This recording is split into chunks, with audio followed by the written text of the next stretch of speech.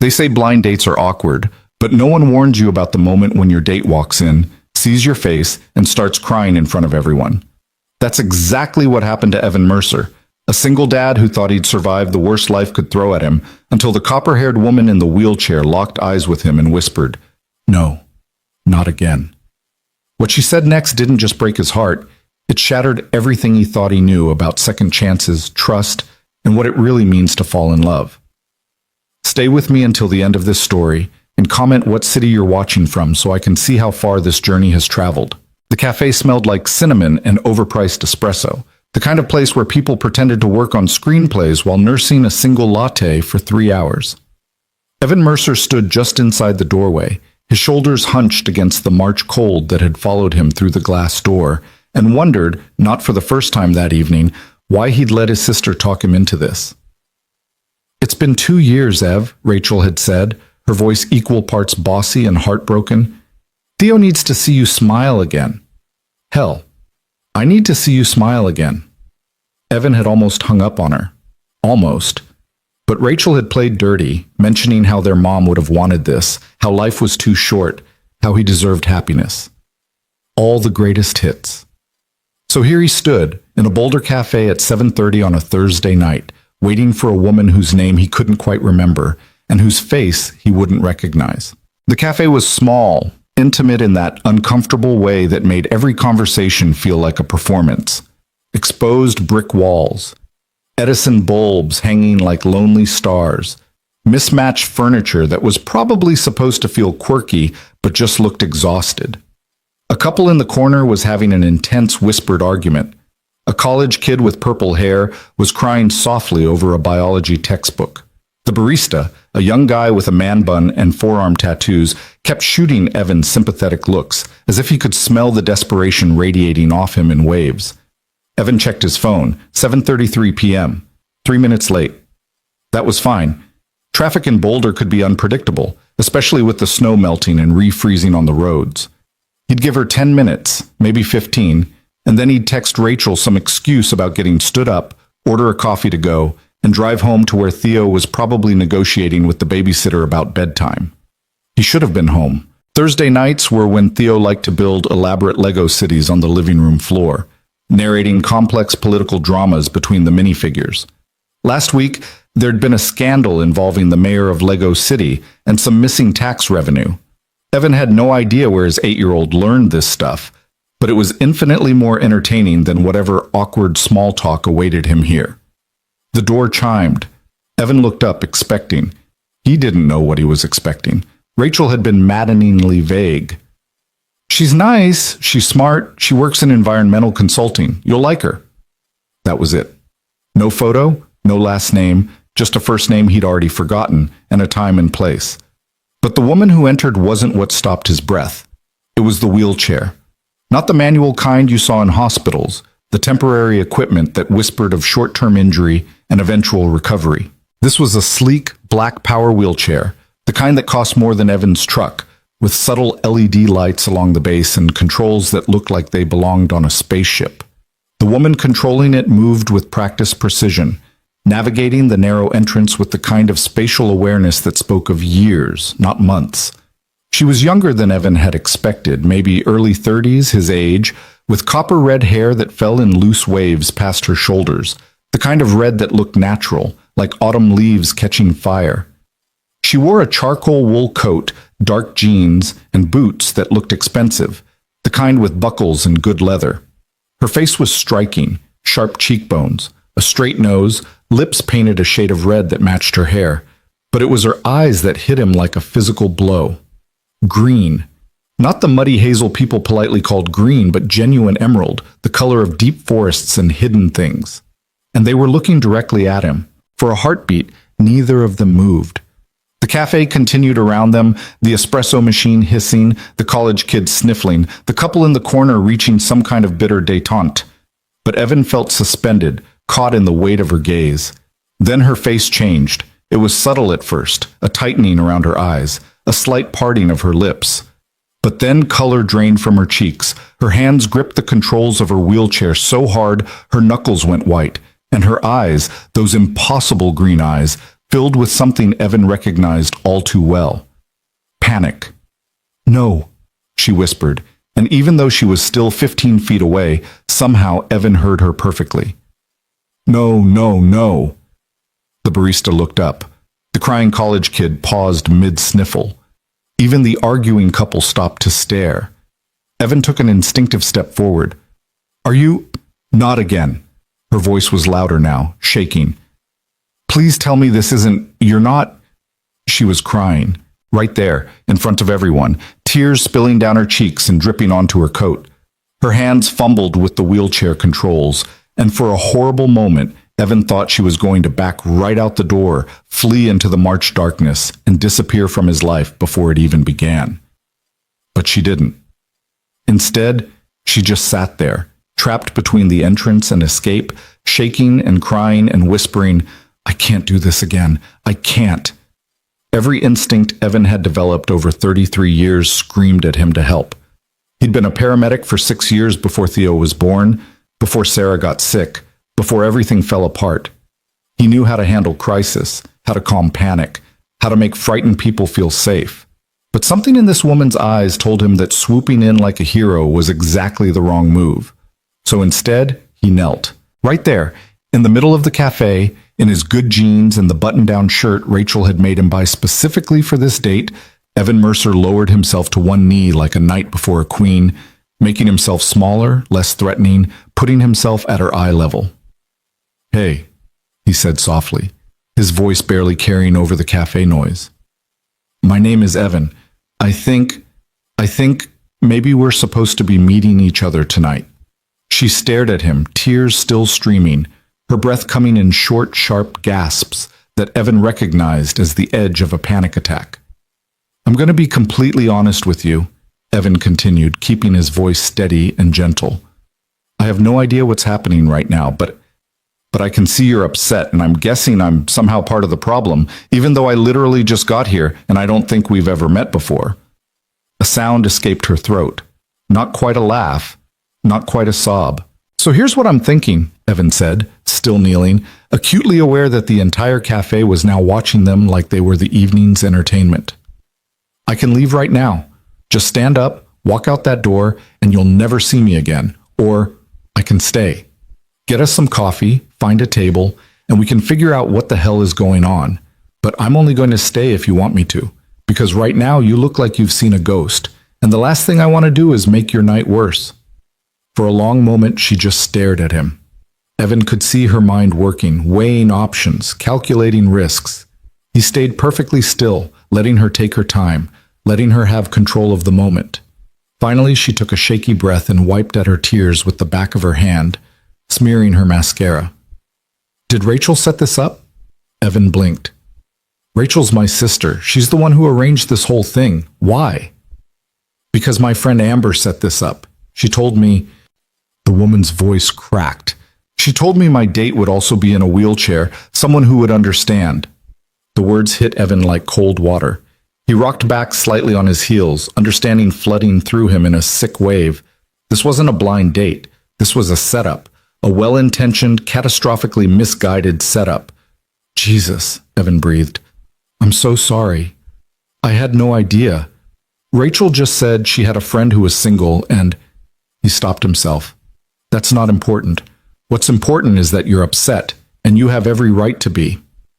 I'm not upset, she said, then immediately contradicted herself by letting out a sound that was half laugh, half sob. Okay, I'm completely upset. I'm having a breakdown in a cafe in front of strangers because I thought, God, I actually thought maybe this time someone had listened to me. Evan stayed kneeling, even though his knee was starting to ache against the hardwood floor. I'm listening now. What do you need? She looked at him, really looked at him, for the first time.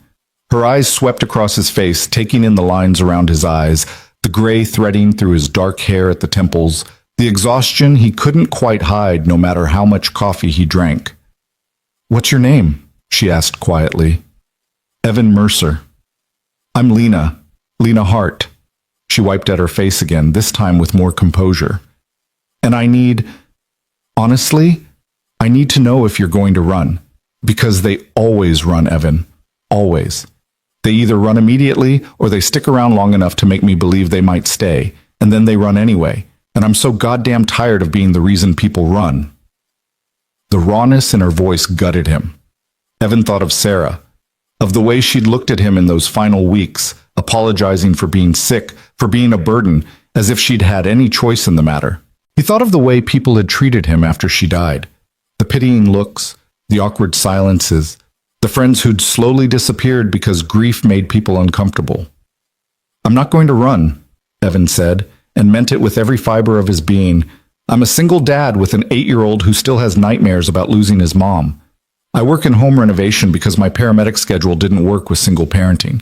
I haven't been on a date in 2 years because I've been too scared to let anyone into our life who might leave. And I'm kneeling in the middle of a cafe in front of at least a dozen strangers because a woman I just met is crying and I can't just walk away." Lena let out a breath that might have been relief or might have been resignation. "You're going to make your knee hurt if you stay down there. I've had worse." "Evan? Yeah? Can you—" She gestured vaguely at the chair across from a small table near the window. "Can you sit there instead? Because having you kneel in front of me is either incredibly romantic or incredibly weird, and I haven't decided which yet." Evan smiled, genuinely smiled, for the first time that evening. "Fair enough." He stood, his knee protesting slightly, and moved to the table she'd indicated. Lena maneuvered her wheelchair into position across from him with practiced ease, the kind of unconscious competence that came from years of navigating a world that wasn't built for her. Up close, Evan could see more details. A small scar at the corner of her left eyebrow. Silver earrings shaped like tiny mountains. The way her hands trembled slightly as she removed her coat, revealing a soft green sweater that matched her eyes. She was beautiful. Not in the magazine perfect way, but in the way real people were beautiful. All sharp edges and soft curves and signs of living. "So," Lena said, her voice steadier now but still carrying an edge of fragility, "this is the part where you usually ask me what happened, and I have to decide whether to tell you the truth or the sanitized version that makes people comfortable." "Or," Evan offered, "this could be the part where I get us coffee and we figure out what the hell our sisters were thinking when they orchestrated this particular disaster." Lena's lips twitched. "I like that option better. What do you drink?" "Something with an embarrassing amount of caramel and whipped cream. I stopped pretending to like black coffee when I turned 30. "Thank God," Evan said, standing. "I've been ordering vanilla lattes and pretending they're not that sweet for years." He walked to the counter, acutely aware of the barista's curious gaze. The man bun guy took his order without comment, but there was something in his expression that looked like approval. Or maybe Evan was just projecting. Either way, he was grateful when the guy didn't ask questions. While he waited, Evan pulled out his phone and fired off a text to Rachel. "Evan, we need to talk about your definition of blind date." Rachel, "It's going badly? Give it a chance, Ev." Evan, "Did you know Amber told Lena her date would also be in a wheelchair?" There was a long pause. Evan watched the 3 dots appear and disappear several times before Rachel's response finally came through. Rachel, "Oh God. Oh no. Evan, I had no idea. Amber just said she had a friend who'd be perfect for you, and I trusted her, and I'm so sorry." Evan, "We'll talk later, but for the record, next time someone says they have the perfect person for me, I'm running." Rachel, "Is she still there?" Evan glanced back at the table where Lena sat, staring out the window at the darkening Boulder Street. In profile, she looked like something from a painting, all elegant lines and hidden sadness. Evan, "Yeah, she's still here." Rachel, "Then maybe it's not a complete disaster." The barista called his name. Evan collected their drinks, a vanilla latte for him, some caramel monstrosity for her, and 2 chocolate chip cookies because the situation seemed to demand comfort food. When he returned to the table, Lena was wiping at her eyes with a napkin, her mascara now completely ruined but her composure mostly restored. "Peace offering," Evan said, sliding the drink and cookie across to her. "Or apology on behalf of well-meaning siblings everywhere." Lena picked up the cup, wrapping both hands around it like it was a lifeline. "Did you text Rachel?" "Immediately. She claims innocence through ignorance." "Amber will say the same thing." Lena took a sip, closing her eyes briefly. "God, that's good. Terrible for me, but good." They sat in silence for a moment, the earlier tension slowly dissolving into something more manageable. Evan broke off a piece of his cookie, chewed it slowly, and tried to figure out what the hell to say next. Lena beat him to it. "I was in a car accident," she said abruptly, her eyes fixed on her drink. 5 years ago. Skiing trip to Aspen with my boyfriend and some friends. We were coming down from the mountain, I was driving, and some kid in a pickup ran a red light going 60. T-boned us right at my door. My boyfriend walked away with a broken collarbone. I ended up with a shattered spine and 8 hours of surgery that left me with full function from the waist up and nothing below. Evan's chest tightened. He wanted to say something, anything, but every phrase that came to mind felt hollow. "I'm sorry. That must have been hard. You're so brave." All the things people had said to him after Sarah died, words that meant well but landed like stones. "The boyfriend left after 63 days, Lena continued, her voice flat now, reciting facts. I counted. He said he couldn't handle it, that it wasn't what he'd signed up for, that he was too young to be a caretaker. As if I'd signed up for any of this either. As if I wasn't also too young to have my entire life rearranged because some kid couldn't be bothered to stop at a red light. Jesus, Lena. "I'm not telling you this for sympathy," she said quickly, finally meeting his eyes. "I'm telling you because if we're going to do this, whatever this is, I need you to understand something. I've been on 7 first dates since the accident. 7. Do you know how many second dates I've had?" Evan shook his head. 0. Because what happens is this. Either they can't handle it from the start and they make up some excuse to leave before the appetizers arrive, or they stick around long enough to convince themselves they're good people, that they can handle dating someone in a wheelchair. They ask invasive questions about my sex life, or they treat me like I'm made of glass, or worst of all, they turn me into some kind of inspiration porn. You're so brave. You're so strong. If I were you, I don't know if I could go on. Her voice had risen slightly, and Evan could see tears threatening again at the corners of her eyes. So when Amber told me this date would be different, that she'd specifically matched me with someone who would understand what it's like to navigate the world differently, I actually believed her. I thought maybe, finally, someone had listened. And then you walked in, and you're, She gestured at him with one hand. "You're just a regular guy. A handsome regular guy, which somehow makes it worse." And I realized I'd been tricked again, set up like some kind of social experiment to see if regular people can handle dating someone like me. "Someone like you," Evan repeated slowly. "Yes." "You mean someone smart enough to work in environmental consulting? Someone with good taste in overly sweet coffee drinks? Someone brave enough to keep showing up for dates even though you've been hurt 7 times? Because that's what I'm seeing, Lena. Not a wheelchair. Not a disability. Just a woman who's been through hell and is still here, still trying." Lena's breath caught. "Don't. Don't what? Don't say the right things. Don't be understanding and kind and everything I've been waiting for someone to be. Because then when you leave, and you will leave, Evan, they always do, it's going to hurt so much worse." The pain in her voice was so raw, so exposed, that Evan felt it like a physical ache in his chest. He thought about all the things he could say, all the promises he could make, all the ways he could try to convince her he was different. But he'd learned something in the 2 years since Sarah died. Words were cheap. Promises meant nothing when life could shatter everything in a heartbeat. So instead, he told her the truth. 2 years ago, Evan said, his voice low, my wife Sarah collapsed in our kitchen while making breakfast. Just fell over mid-sentence, no warning, nothing. Theo was 6. He saw the whole thing. By the time the ambulance got there, she was gone. Massive heart attack, genetic condition nobody knew about. She was 31 years old, and she died making pancakes on a Tuesday morning. Lena's expression shifted, softening. For a year after that, Evan continued, I couldn't let anyone near us. Not just romantically, but at all.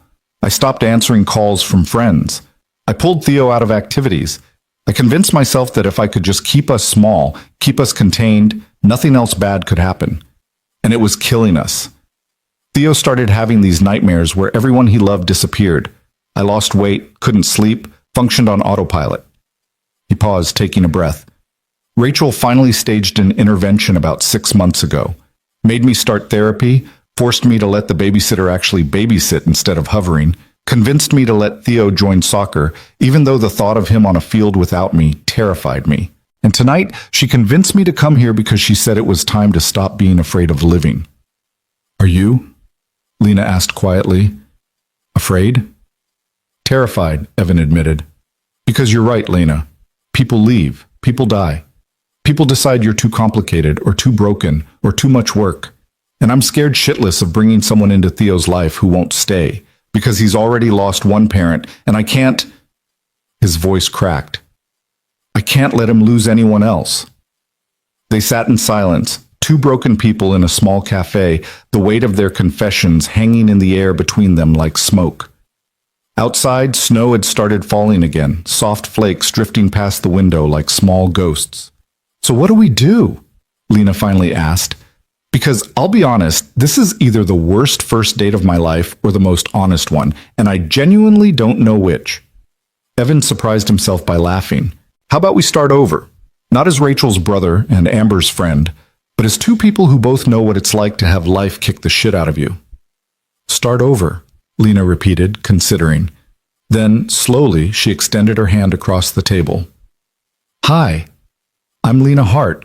I'm 32 years old, I design environmental impact assessments for a living, and I've been told I'm terrible at first dates because I tend to trauma dump on people. Evan took her hand. Her grip was firm, her palm warm from the coffee cup. Hi, Lena. I'm Evan Mercer. I'm 33, I renovate houses, and I'm terrible at first dates because I usually spend them wishing I was home watching my kid play with Legos. Tell me about him, Lena said, not letting go of his hand. Theo. And so Evan did. He told her about Theo's elaborate Lego cities, about the nightmares that were slowly getting better, about the way the kid had Sarah's laugh and her stubborn chin. He told her about soccer practices and terrible third-grade jokes, and the way Theo had asked, just last week, if Dad was ever going to be happy again. Lena listened with her full attention, asking questions that showed she was really hearing him, not just waiting for her turn to talk. And when he was done, she told him about her work, about adaptive climbing, about the slow, painful process of rebuilding a life from scratch after the accident. They talked until their coffee went cold, until the arguing couple left and the crying college kid packed up and the cafe started putting chairs on tables. They talked about favorite movies and worst jobs and the strange comfort of Boulder in winter. They didn't talk about the future or make promises or pretend to know where this was going. Finally, the barista, man bun guy, came over with an apologetic smile. Hey folks, we're closing in 10. Evan glanced at his watch and was shocked to see it was after 10. Damn. Sorry, we didn't realize. No worries, man. That was... The barista gestured vaguely. That was really something. The way you handled all that earlier? Respect. After he walked away, Lena raised an eyebrow at Evan. Respect from hipster baristas. I think you've peaked, right? It's all downhill from here. They gathered their things, moving with the unhurried pace of people who weren't quite ready for the night to end. Outside, the snow was still falling, coating the Boulder streets in fresh white. Lena's wheelchair left thin tracks through the accumulation. Where are you parked? Evan asked. Accessible spot around the corner. You? 2 blocks that way, he pointed. I can walk you to your car. You don't have to. I know, but I want to, if that's okay. Lena studied his face for a moment, then nodded. They moved through the quiet streets, their breath misting in the cold air. The city was peaceful at this hour. The usual chaos of downtown Boulder hushed under the snowfall. When they reached her van, a sleek silver Honda with a wheelchair ramp, Lena turned to face him. The streetlight caught her hair, turning it into living copper. Evan? Yeah? Thank you for staying. Thank you for letting me. She smiled then, genuine and warm, and it transformed her entire face. This was either the worst first date ever or the best disaster. I honestly can't tell. There's a middle ground, Evan offered. It could just be the beginning of something honest. Honest? Lena repeated, testing the word. I like that. She programmed his number into her phone, and he did the same with hers. They said goodnight without kissing, without making immediate plans, without any of the usual first date rituals. But as Evan walked back to his truck, his hands shoved deep in his pockets against the cold, he felt something he hadn't experienced in 2 years. Hope. His phone buzzed as he reached his truck. Lena. Made it home. Theo still up? Evan. Negotiating his third bedtime extension with the babysitter, I'm sure. How about you? Lena. Home safe? Wheelchair has heated grips. I win winter. Evan. That's actually amazing. My truck's heater barely works. Lena. Evan? Evan. Yeah? Lena. I had a really good time tonight, despite the crying and the trauma dumping and the general disaster of it all. Evan. Me too. Lena. Want to do it again sometime? The good parts, not the disaster parts. Evan sat in his truck, snow accumulating on the windshield, and typed his response. Evan. Yes. 1,000 times yes. Later that night, after Theo had finally crashed and Evan was lying in bed staring at the ceiling, his phone buzzed with one more message. Lena. Hey, Evan. I'm scared. Evan. Of what? Lena. Of hoping this might be different, of letting myself believe someone might actually stay. Evan stared at the message for a long time before responding. Evan. I'm scared too, but maybe being scared together is better than being scared alone. Lena. Maybe. Lena. Good night, Evan. Evan. Good night, Lena. He fell asleep with his phone still in his hand, and for the first time in 731 days, he didn't dream about Sarah dying. He dreamed about copper hair and green eyes, and the sound of honest laughter in a small cafe while snow fell like hope outside the window. The text from Lena came 3 days later on a Sunday morning when Evan was halfway through replacing the rotted deck boards on a client's Victorian in North Boulder. His phone buzzed in his tool belt, and he almost ignored it. Another benefit of working with his hands was the excuse to be unreachable, but something made him pull off his work gloves and check. Lena.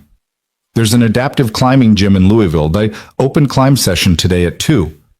Want to see what I do when I'm not crying in cafes? Evan read the message twice, his heart doing something complicated in his chest. Theo was at Rachel's for the afternoon, part of the new routine where Evan actually let other people help, instead of white-knuckling through single parenthood alone. He had no excuse to say no, which meant he had to confront the fear that had been building since Thursday night. The fear that their honest, messy first date had been a fluke, that the connection he'd felt was something he'd imagined in his desperation for human contact. Evan. I've never climbed before. Will I embarrass myself? Lena. Absolutely. But I promise to laugh with you, not at you. Evan. Deal. Send me the address. 2 hours later, Evan pulled into the parking lot of a converted warehouse with Summit Adapted painted in bold letters across the brick facade. His palms were sweating despite the March chill, and he caught himself checking his reflection in the rearview mirror like a teenager before prom. He'd changed out of his work clothes into jeans and a Henley that didn't have sawdust ground into the fabric, and he'd even run a comb through his hair, which felt ridiculous but also necessary. The interior of the gym was nothing like he'd expected. Instead of the sterile, institutional feel he'd unconsciously anticipated, it was alive with color and energy. Climbing walls soared 30 feet high, marked with holds in every color imaginable. But what struck Evan most was how the space had been designed. Wide pathways between walls, lowered belay stations, adaptive equipment hanging from the walls like art installations. And everywhere, people of every ability climbing, spotting, laughing, pushing themselves higher. He found Lena near the back wall, wearing athletic leggings and a gray tank top, her copper hair pulled back in a high ponytail. She was in a specialized climbing harness that Evan didn't fully understand, talking animatedly with a young guy who looked like he ate protein powder for breakfast. When she saw Evan, her face lit up in a way that made the 3-day wait feel worth it. You came, she said, wheeling over. I came. Fair warning, the highest I've climbed recently is a ladder, and I'm pretty sure that doesn't count. It absolutely doesn't count, she gestured to the young guy. This is Marcus. He's going to teach you the basics so I can show off without worrying about you dying. Marcus grinned, extending a hand that could have crushed walnuts. Don't worry, man. We'll start you on the 5.5s. Kindergarten level. For the next 45 minutes, Marcus walked Evan through harness fitting, basic knots, and belay technique with the patience of someone who genuinely loved what he did. Evan was clumsy at first, his fingers fumbling with the carabiners and ropes, but muscle memory from his paramedic days kicked in. These were different knots, but the principle was the same. Trust the equipment, trust the training, don't panic. Okay, Marcus finally said, you're not going to kill anyone. Let's see if Lena's ready to actually climb. They found her at a wall marked with orange and blue holds, doing stretches that looked like they should require a yoga certification. When she saw them approaching, she wheeled to a specialized platform that had been built into the base of the wall. Watch and learn, Mercer, she called out. What happened next made Evan forget how to breathe. Lena transferred from her wheelchair to the wall with practiced efficiency, her upper body strength obvious in every controlled movement. She clipped into the rope system, something Marcus quietly explained was called a counterweight belay, and then she was moving, pulling herself up the wall with her arms alone, her legs hanging but not hindering, her body flowing from hold to hold like water finding its path. She climbed like she was having a conversation with the wall, pausing occasionally to chalk her hands, studying the route, then committing to reaches that looked impossible until she made them look easy. 15 feet up, 20, 25. She didn't stop until she'd tagged the top, and when she looked down, she was grinning like a kid on Christmas morning. Okay, she called down. More than okay, Evan called back, his voice rougher than he'd intended. That was incredible. She lowered herself down with the same control she'd used going up, and when she transferred back to her wheelchair, there was a sheen of sweat on her face, and her eyes were bright with exertion and joy. Your turn, she said. Absolutely not. There's no way I can follow that. Different route, Evan. You're not competing with me. You're just trying something new. Marcus set him up on a beginner route marked with green holds. Evan stared up at the wall, acutely aware of how high 30 feet suddenly seemed. Don't think, Lena said from below. Just climb. So he did. Hand over hand, foot after foot, finding holds that felt secure and trusting them to bear his weight. 10 feet up, his arms started shaking. 15 feet, and his legs felt like concrete. But Lena's voice floated up from below, steady and encouraging, and somehow he kept going until his hand slapped the top marker and Marcus was whooping from the belay station. Coming down was harder than going up, but he managed it without falling or embarrassing himself too badly. When his feet hit the mat, his entire body was trembling. Well? Lena asked. That was terrifying and amazing, and I might throw up. She laughed, that genuine, full-throated laugh he'd heard in the cafe, and handed him a water bottle. Welcome to Adaptive Climbing. We meet every Sunday at 2 if you want to come back. Is that an invitation? That's an invitation. They stayed for another hour, Evan attempting progressively harder routes while Lena worked on a project climb that Marcus said she'd been struggling with for weeks. Evan watched her fall 3 times, watched her shake out her arms and study the route and try again. On the 4th attempt, she made it past the section that had stopped her before, her face set in concentration so intense it was almost meditative. Later, in the parking lot, as the sun started its descent behind the Flatirons, Lena transferred into her van while Evan leaned against his truck, both of them exhausted in the good way that came from using your body fully. Can I ask you something? Evan said. Depends on the question. How did you find this? The climbing, I mean, after the accident. Lena was quiet for a moment, her hands resting on her wheels. My physical therapist suggested it about a year after I got out of rehab. I told her she was insane, that there was no way I could climb without my legs. She said I was right. I couldn't climb the way I used to, but I could climb a different way if I was willing to learn. And were you willing to learn? Not at first. I was so angry, Evan, at my body, at the universe, at every person who could walk without thinking about it. I didn't want to adapt. I wanted my old life back. She looked up at him, the setting sun turning her eyes into chips of green glass. But eventually, I got tired of being angry all the time. So I came here convinced I'd fail, convinced I'd prove my therapist wrong. And then I made it 10 feet up that wall, and I cried for an hour straight because I'd found something I'd thought I'd lost forever. What was that?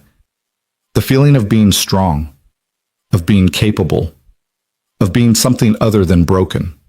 She smiled, but there was sadness in it. Climbing saved my life, Evan. Not literally, but close enough. Evan pushed off his truck and moved closer, careful to stay at her level, to not loom over her. You're not broken, Lena. You're just built different now. Is that your professional opinion? That's my personal observation. She studied his face for a long moment, and Evan forced himself not to look away, to let her see whatever she was looking for. Finally, she nodded as if she'd confirmed something. You hungry? She asked. Because I'm starving, and there's a Vietnamese place near here that has the best pho in Boulder County. I'm buying, Evan said immediately. Like hell you are. We're going Dutch until further notice. Stubborn. You have no idea. The restaurant was small and crowded, the kind of place where the decor hadn't been updated since 1987, but the food made it irrelevant. They squeezed into a corner booth, Lena transferring to the bench seat with a quick efficiency that suggested she'd done this 1,000 times before, while her wheelchair folded and tucked beside the table. Over bowls of steaming pho and Vietnamese coffee sweet enough to make their teeth hurt, they talked about everything and nothing. Lena told him about her work, about writing environmental impact statements that most people never read, but that could determine whether entire ecosystems lived or died. Evan told her about his current project, a craftsman restoration in Mapleton Hill, where the owners wanted to maintain historical accuracy while adding modern accessibility features. That's ironic, Lena said, slurping noodles. What is? You're literally making old houses accessible while I'm trying to figure out how to make my life accessible to new people. Evan set down his spoon. Is that what you're doing? With me? Maybe. I don't know yet. She met his eyes. After the cafe, I told myself I was done. No more dates, no more hoping, no more setting myself up for disappointment. But then I kept thinking about what you said, about being scared together. And I thought maybe, just this once, I could try again. I'm glad you did. Are you? Because I'm a lot, Evan. I'm complicated and demanding, and I have bad days where I don't want to leave my apartment or talk to anyone. I need help with things that most people don't think twice about, and I hate asking for it. My body doesn't always cooperate, and I get frustrated, and sometimes I take that frustration out on people who don't deserve it. Okay, Evan said calmly. Okay, that's it? Just okay. Lena, I'm a widower with a traumatized 8-year-old. Some nights, Theo wakes up screaming because he's dreamed about his mom dying. I still can't go into the kitchen without remembering finding Sarah on the floor. I see a therapist every other week and I'm on medication for anxiety, and I have moments where I can barely function. I'm not a knight in shining armor. I'm just a guy who's doing his best to survive and maybe, if I'm lucky, find some moments of happiness in between the hard parts. Lena's eyes were bright, and Evan couldn't tell if she was going to cry or laugh. She didn't either, just reached across the table and took his hand. What are we doing? She asked quietly. I think we're trying, Evan said. Just trying. No promises, no expectations, just two people who've been through hell seeing if maybe they can find some heaven together. That's either beautiful or the cheesiest thing I've ever heard. Can it be both? Yeah, Lena said, squeezing his hand. It can be both. They finished their meal and lingered over coffee, neither quite ready for the evening to end. The restaurant slowly emptied around them until they were the last ones there, the owner wiping down tables and shooting them increasingly pointed looks. In the parking lot, under a sky full of stars that you could actually see this far from Denver's light pollution, Lena turned to Evan before getting into her van. Next Sunday? She asked, climbing again? I'll be there. And maybe during the week? Dinner or coffee or just talking? I'd like that. But fair warning, some nights I have to bring Theo. He's part of the package. Lena's expression softened. I'd like to meet him. When you're ready. When he's ready. I'll talk to him, see how he feels about Dad, maybe having a friend who's a girl. A friend who's a girl, Lena repeated, amused. Is that what we're calling this? I don't know what we're calling this yet. Do we have to decide right now? No, she said. We don't. But that night, lying in bed after checking on Theo 3 times, an old habit he was trying to break but couldn't quite manage, Evan's phone buzzed. Lena, I keep trying to talk myself out of this. Evan, any luck? Lena, none whatsoever. You? Evan, not even a little bit. Lena, that's either really good or really bad. Evan, Let's go with really good and see what happens. Lena, deal. Good night, Evan. Evan, good night, Lena. The next week unfolded in a pattern of text messages and phone calls that slowly built something neither of them wanted to name too soon. Lena sent him articles about accessible renovation that he actually found fascinating. Evan sent her photos of Theo's increasingly elaborate Lego cities.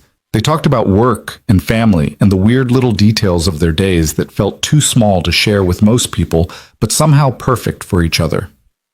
On Wednesday, Evan picked up Thai food and drove to Lena's apartment in South Boulder, a ground floor unit in a complex that had clearly been designed with accessibility in mind. She answered the door in sweats and a CU Boulder t-shirt, her hair piled in a messy bun, and Evan thought she'd never looked more beautiful. They ate on her couch, watching a documentary about free solo climbing that had Lena providing running commentary about everything the climber was doing wrong. Her apartment was small but carefully organized, everything at wheelchair height, everything in its place. Photos covered one wall, Lena before the accident, standing on skis at the top of a mountain, her smile wide and careless in a way that made Evan's heart ache. Lena with friends, Lena at her college graduation, Lena in a hospital bed giving the camera a tired thumbs up. That was 3 months post-accident, Lena said, catching him looking. My friend Jess took it. She was trying to document my journey for inspiration or whatever. I look like death. You look alive, Evan said. That counts for something. Does it? Yeah, it does. On Friday, Evan worked up the courage to tell Theo about Lena. They were in the kitchen making grilled cheese, one of the few meals Evan had truly mastered, when he cleared his throat and said, as casually as possible, "So I met someone, a friend. Her name's Lena." Theo looked up from the cheese he was grating with intense concentration. At 8, he was small for his age, with Sarah's dark curls and Evan's gray eyes. He'd been quiet since Sarah died, more careful, as if he was afraid too much noise or enthusiasm might break something. A friend like Marcus from soccer, Theo asked, or a friend like Aunt Rachel? Different kind of friend, like someone Dad might want to spend time with, maybe someone you might want to meet if you're okay with that. Theo was quiet, his small hands moving the cheese back and forth across the grater. Finally, he said, "Is she going to leave like Mom did?" The question hit Evan like a physical blow.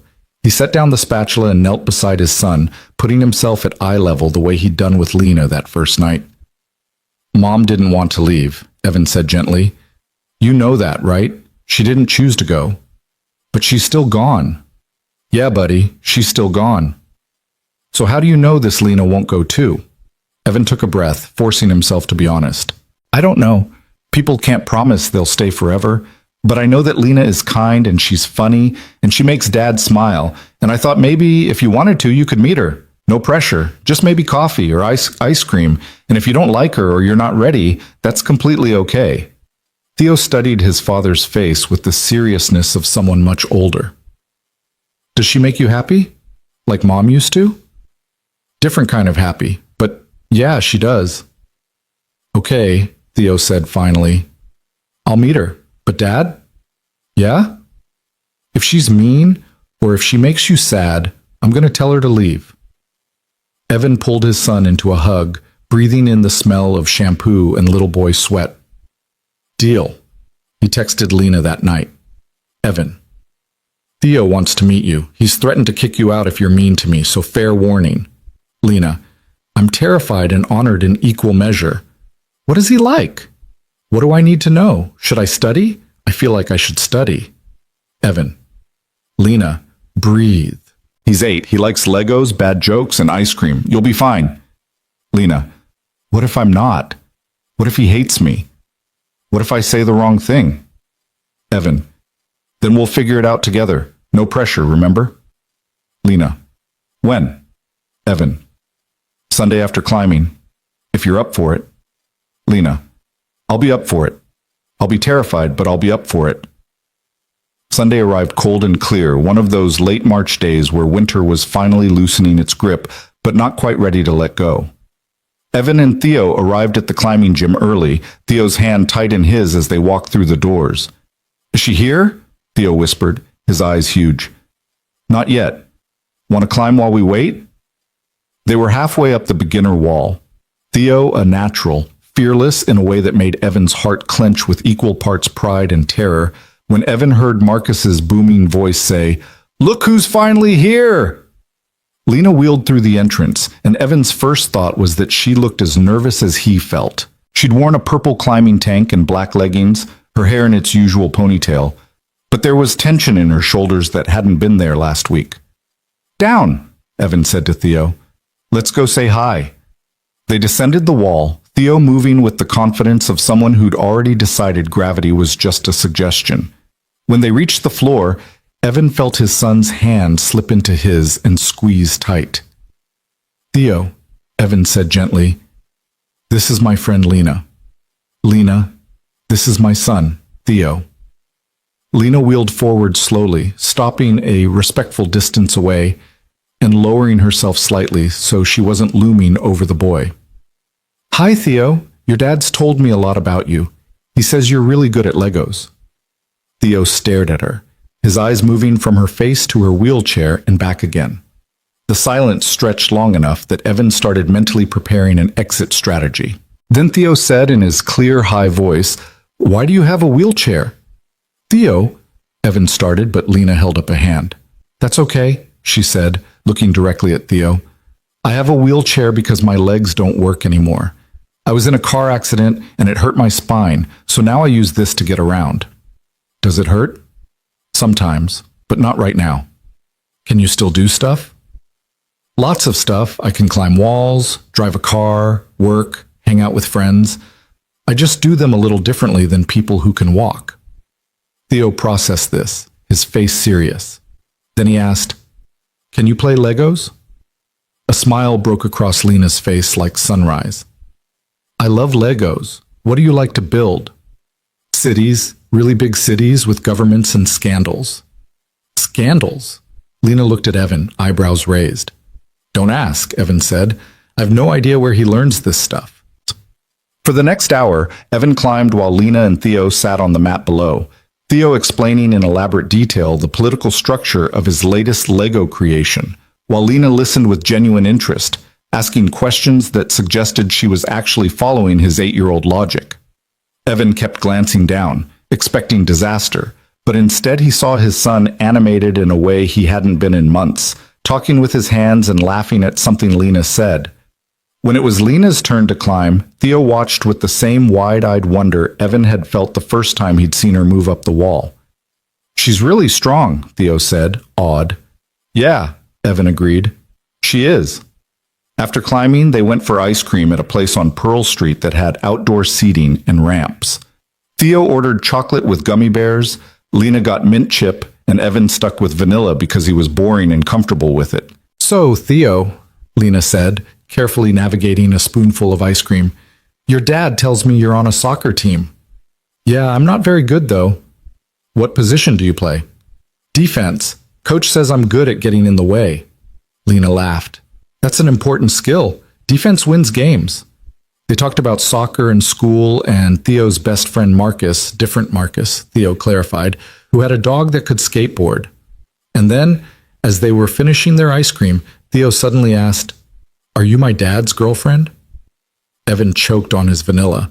Lena carefully set down her spoon, her expression thoughtful. "That's a good question," she said. "What do you think? Would that be okay with you?" Theo was quiet, swinging his legs under the table. Finally, he said, "I don't want Dad to be sad anymore, and he smiles when he talks about you. So maybe it would be okay, but..." "But what?" Lena asked gently. "But you can't leave." "Because if you leave, Dad will be really sad, and I don't know if I can fix him again." The weight of those words settled over the table like snow.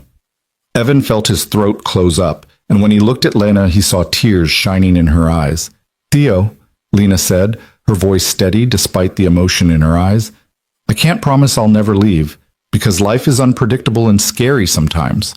But I can promise that I will never ever leave because things are hard, or because I don't want to try anymore. And I promise that I will always be honest with you and your dad about how I'm feeling. Is that fair?" Theo considered this with his characteristic seriousness. Then he nodded. "That's fair." "Good," Lena said, because I really like your dad, and I think you're pretty cool too. So if it's okay with you, I'd like to keep hanging out with both of you. Can we build Legos together? Absolutely. And can you teach me to climb like you do? When you're a little older, and if your dad says it's okay. Theo looked at Evan, who was trying very hard not to cry in the middle of an ice cream shop on Pearl Street. Dad? Theo asked. Is it okay if Lena is your girlfriend? Evan looked at Lena, who was watching him with those green eyes that saw everything, who'd met his broken places with her own and hadn't run. Yeah, buddy, he managed. That would be very okay with me. That night, after Theo was asleep, Evan called Lena. Hey, she answered, her voice soft in the dark. Hey yourself. I just wanted to say thank you for today, for being so good with him.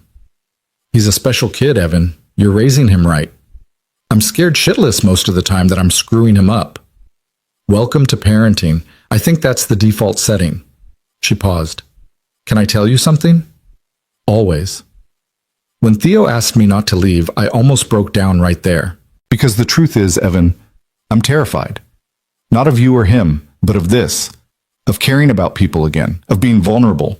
Of building something that could fall apart. But you stayed, Evan said. I stayed. Why? Because for the first time in 5 years, I'm more scared of missing out on something beautiful than I am of getting hurt. Because your son looks at me like I'm a person, not a wheelchair. Because you make me believe that maybe I'm not too broken to be loved. You're not, Evan said fiercely. Lena, you're not broken. You're just human, like the rest of us. Say that to me when I'm having a bad day and I'm yelling at you for no reason. I will, every time if I have to. She was quiet for a moment, and Evan could hear the faint sound of music in the background, something classical and melancholy. Evan, she finally said. Yeah? I think I'm falling for you, and it's terrifying and wonderful, and I don't know what to do with it. Evan closed his eyes, his free hand pressed against his chest where his heart was doing somersaults. I know exactly what you mean, because I'm falling too, and I haven't felt this alive in years, and it's terrifying. What do? We keep falling, Evan said, and hope like hell we catch each other. That's a terrible plan. You have a better one? Not even a little bit. They talked until midnight, their voices soft and intimate in the darkness, building something fragile and precious out of honesty and hope. And when they finally said goodnight, Evan lay in bed staring at the ceiling, listening to the sound of Theo breathing steadily in the next room, and thought that maybe, just maybe, they were going to be okay. Spring arrived in Boulder with the tentative hope of new beginnings, and with it came a rhythm that felt almost like normalcy. Sundays were for climbing, where Theo would work on the kids' wall while Evan and Lena pushed each other on increasingly difficult routes. Wednesdays were for dinner, sometimes at Lena's apartment, where Theo would sprawl on her living room floor with Legos while the adults cooked, sometimes at Evan's house, where Lena would navigate the narrow hallways with practiced ease. Saturdays varied, farmers markets, hikes on accessible trails, lazy afternoons at the library, where Theo would bury himself in books, while Evan and Lena sat close enough that their shoulders touched. It was easy, which should have been Evan's first warning that nothing good ever stayed easy.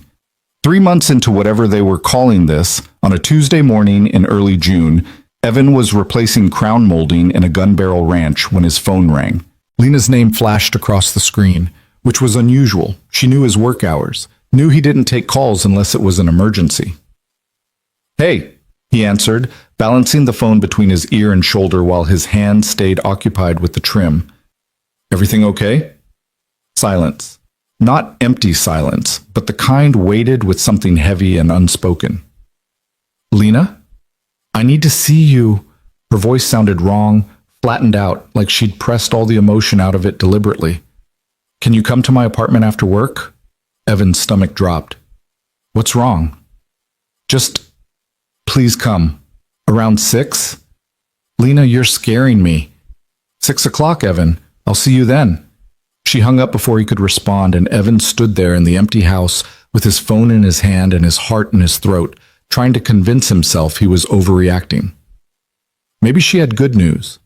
Maybe she wanted to talk about something exciting. Maybe he was being paranoid because happiness always felt temporary, like something that could be snatched away the moment you trusted it. The rest of the day crawled by with excruciating slowness. Evan texted Rachel to ask if she could keep Theo for dinner, made up some excuse about a work thing running late. He tried Lena twice, but both calls went straight to voicemail. By the time 6 o'clock arrived, he'd convinced himself of a dozen different disasters, each worse than the last. Lena's apartment door was unlocked when he arrived, which was unlike her. She was meticulous about security, about controlling her space. Evan let himself in and found her sitting by the window, her wheelchair angled toward the fading sunlight, her face in profile. She didn't turn when he entered. "Lena? Close the door." He did, moving slowly into the room like he was approaching something wild and easily spooked. The apartment felt different today, colder despite the June warmth. Photos still lined the walls, but they seemed to mock him now with their frozen moments of before and after. "What's going on?" Evan asked, keeping his distance, giving her space. Lena finally turned to face him, and what Evan saw in her expression made his chest tighten. She looked exhausted, her eyes red-rimmed like she'd been crying for hours, her face pale beneath her freckles. But more than that, she looked scared in a way he'd never seen, not even that first night at the cafe. "I've been thinking," she said, her voice carefully controlled, "about us, about what we're doing."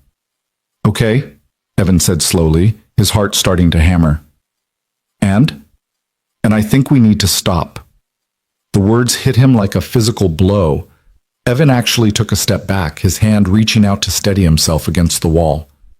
"What?" "This, us, whatever we're calling it, we need to end it now before it goes any further." "I don't understand. Last week you were talking about going to the mountains with Theo and me in July.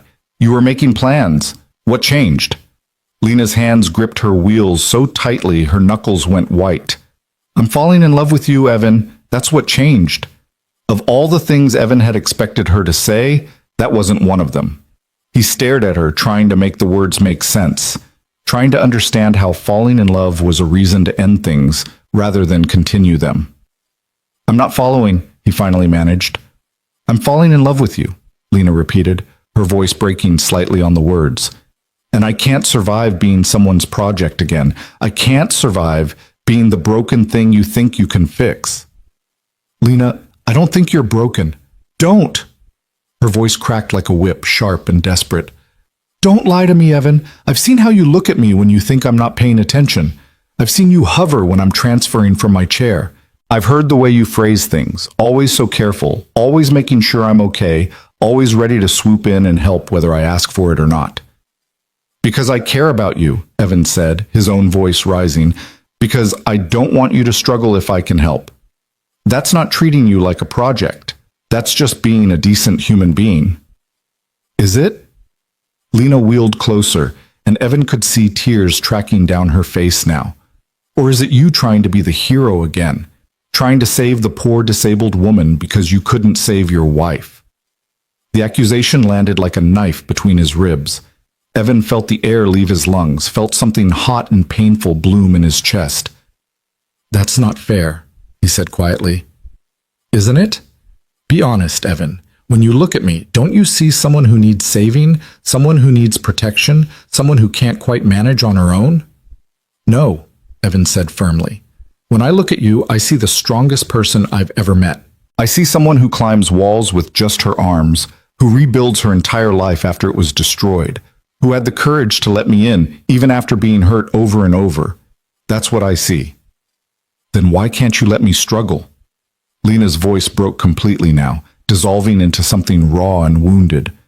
"Why can't you just let me figure things out myself sometimes?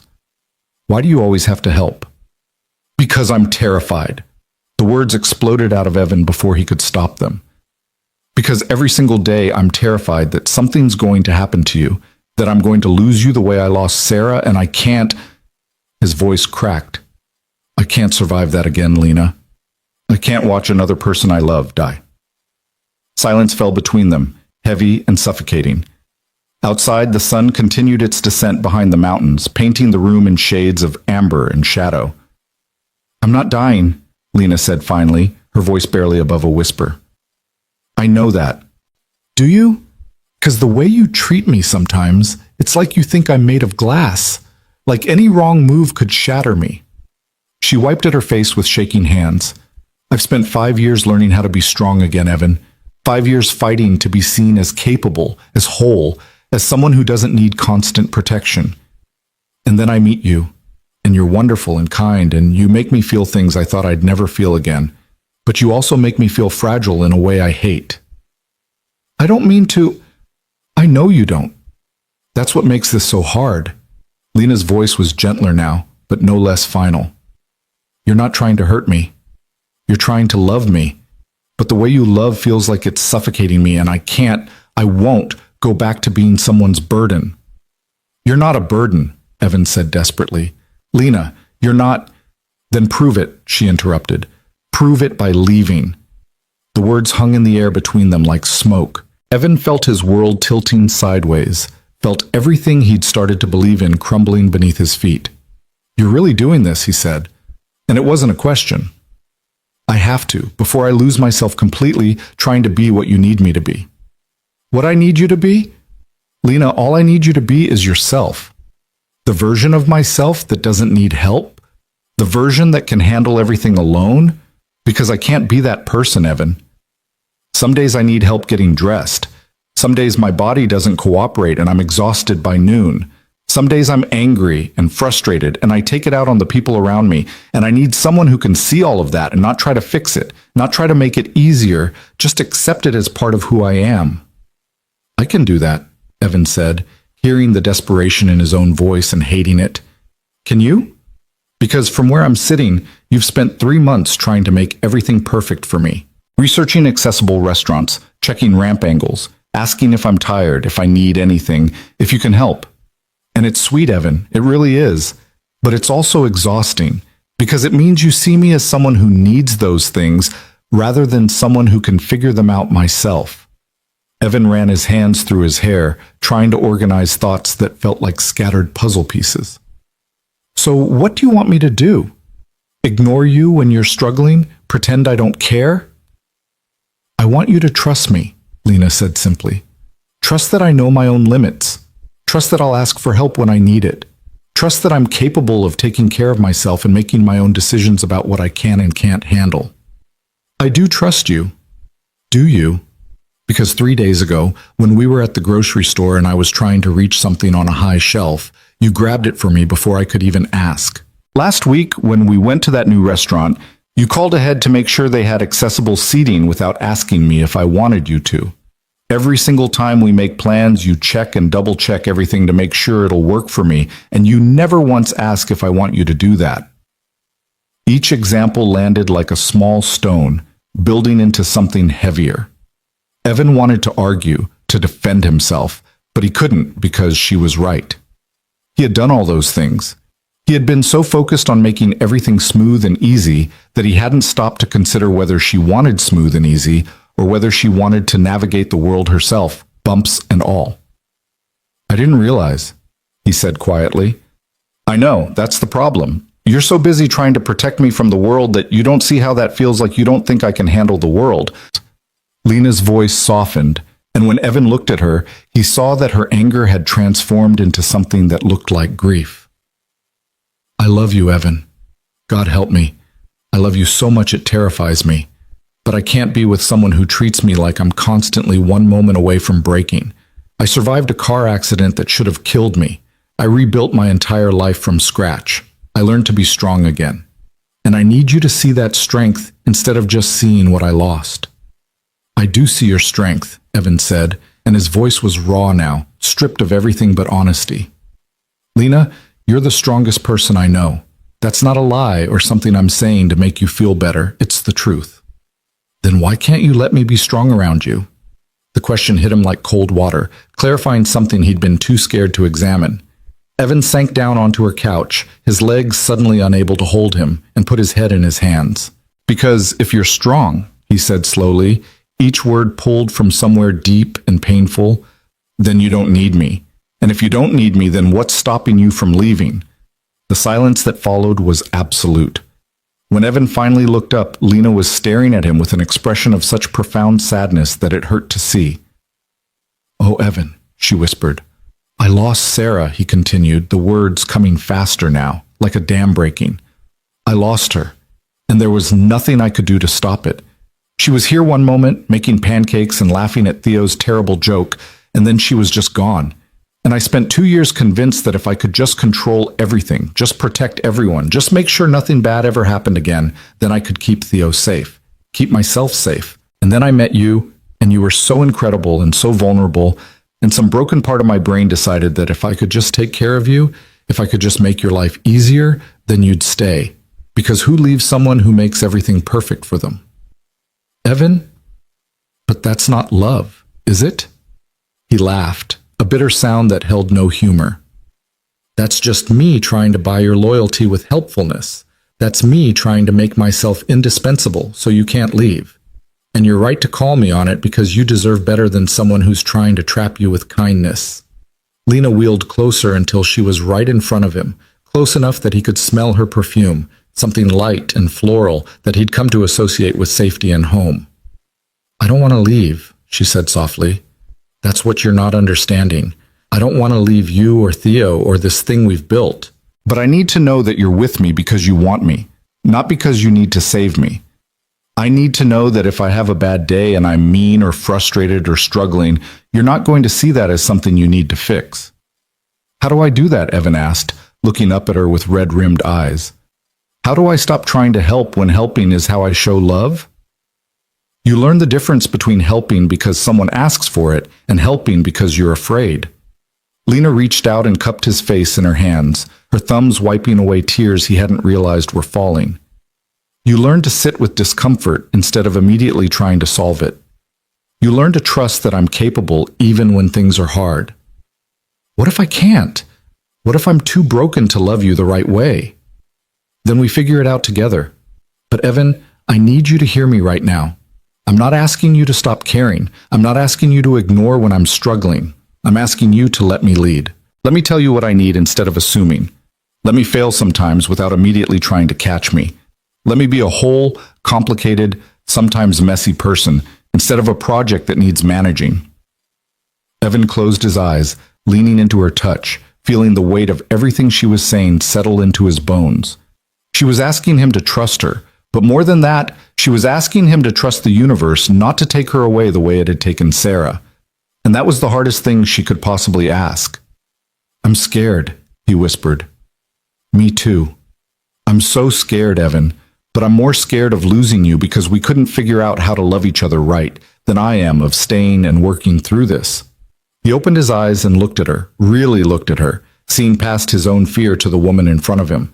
She was crying too, her mascara smudged, her eyes bright with tears, and something that might have been hope. So we're not ending this? He asked. I don't want to end this. But we need to change it. We need to figure out how to build something that doesn't suffocate either of us. She pulled back slightly, her hands dropping to her lap. I've been thinking about this for weeks, Evan, talking to my therapist about it, trying to understand why something that should feel so good sometimes feels so hard. And I realize that I've been so focused on not being a burden that I haven't been honest about what I need. And what I need is space to struggle, space to fail, space to figure things out myself, even when it would be easier to let you do it for me.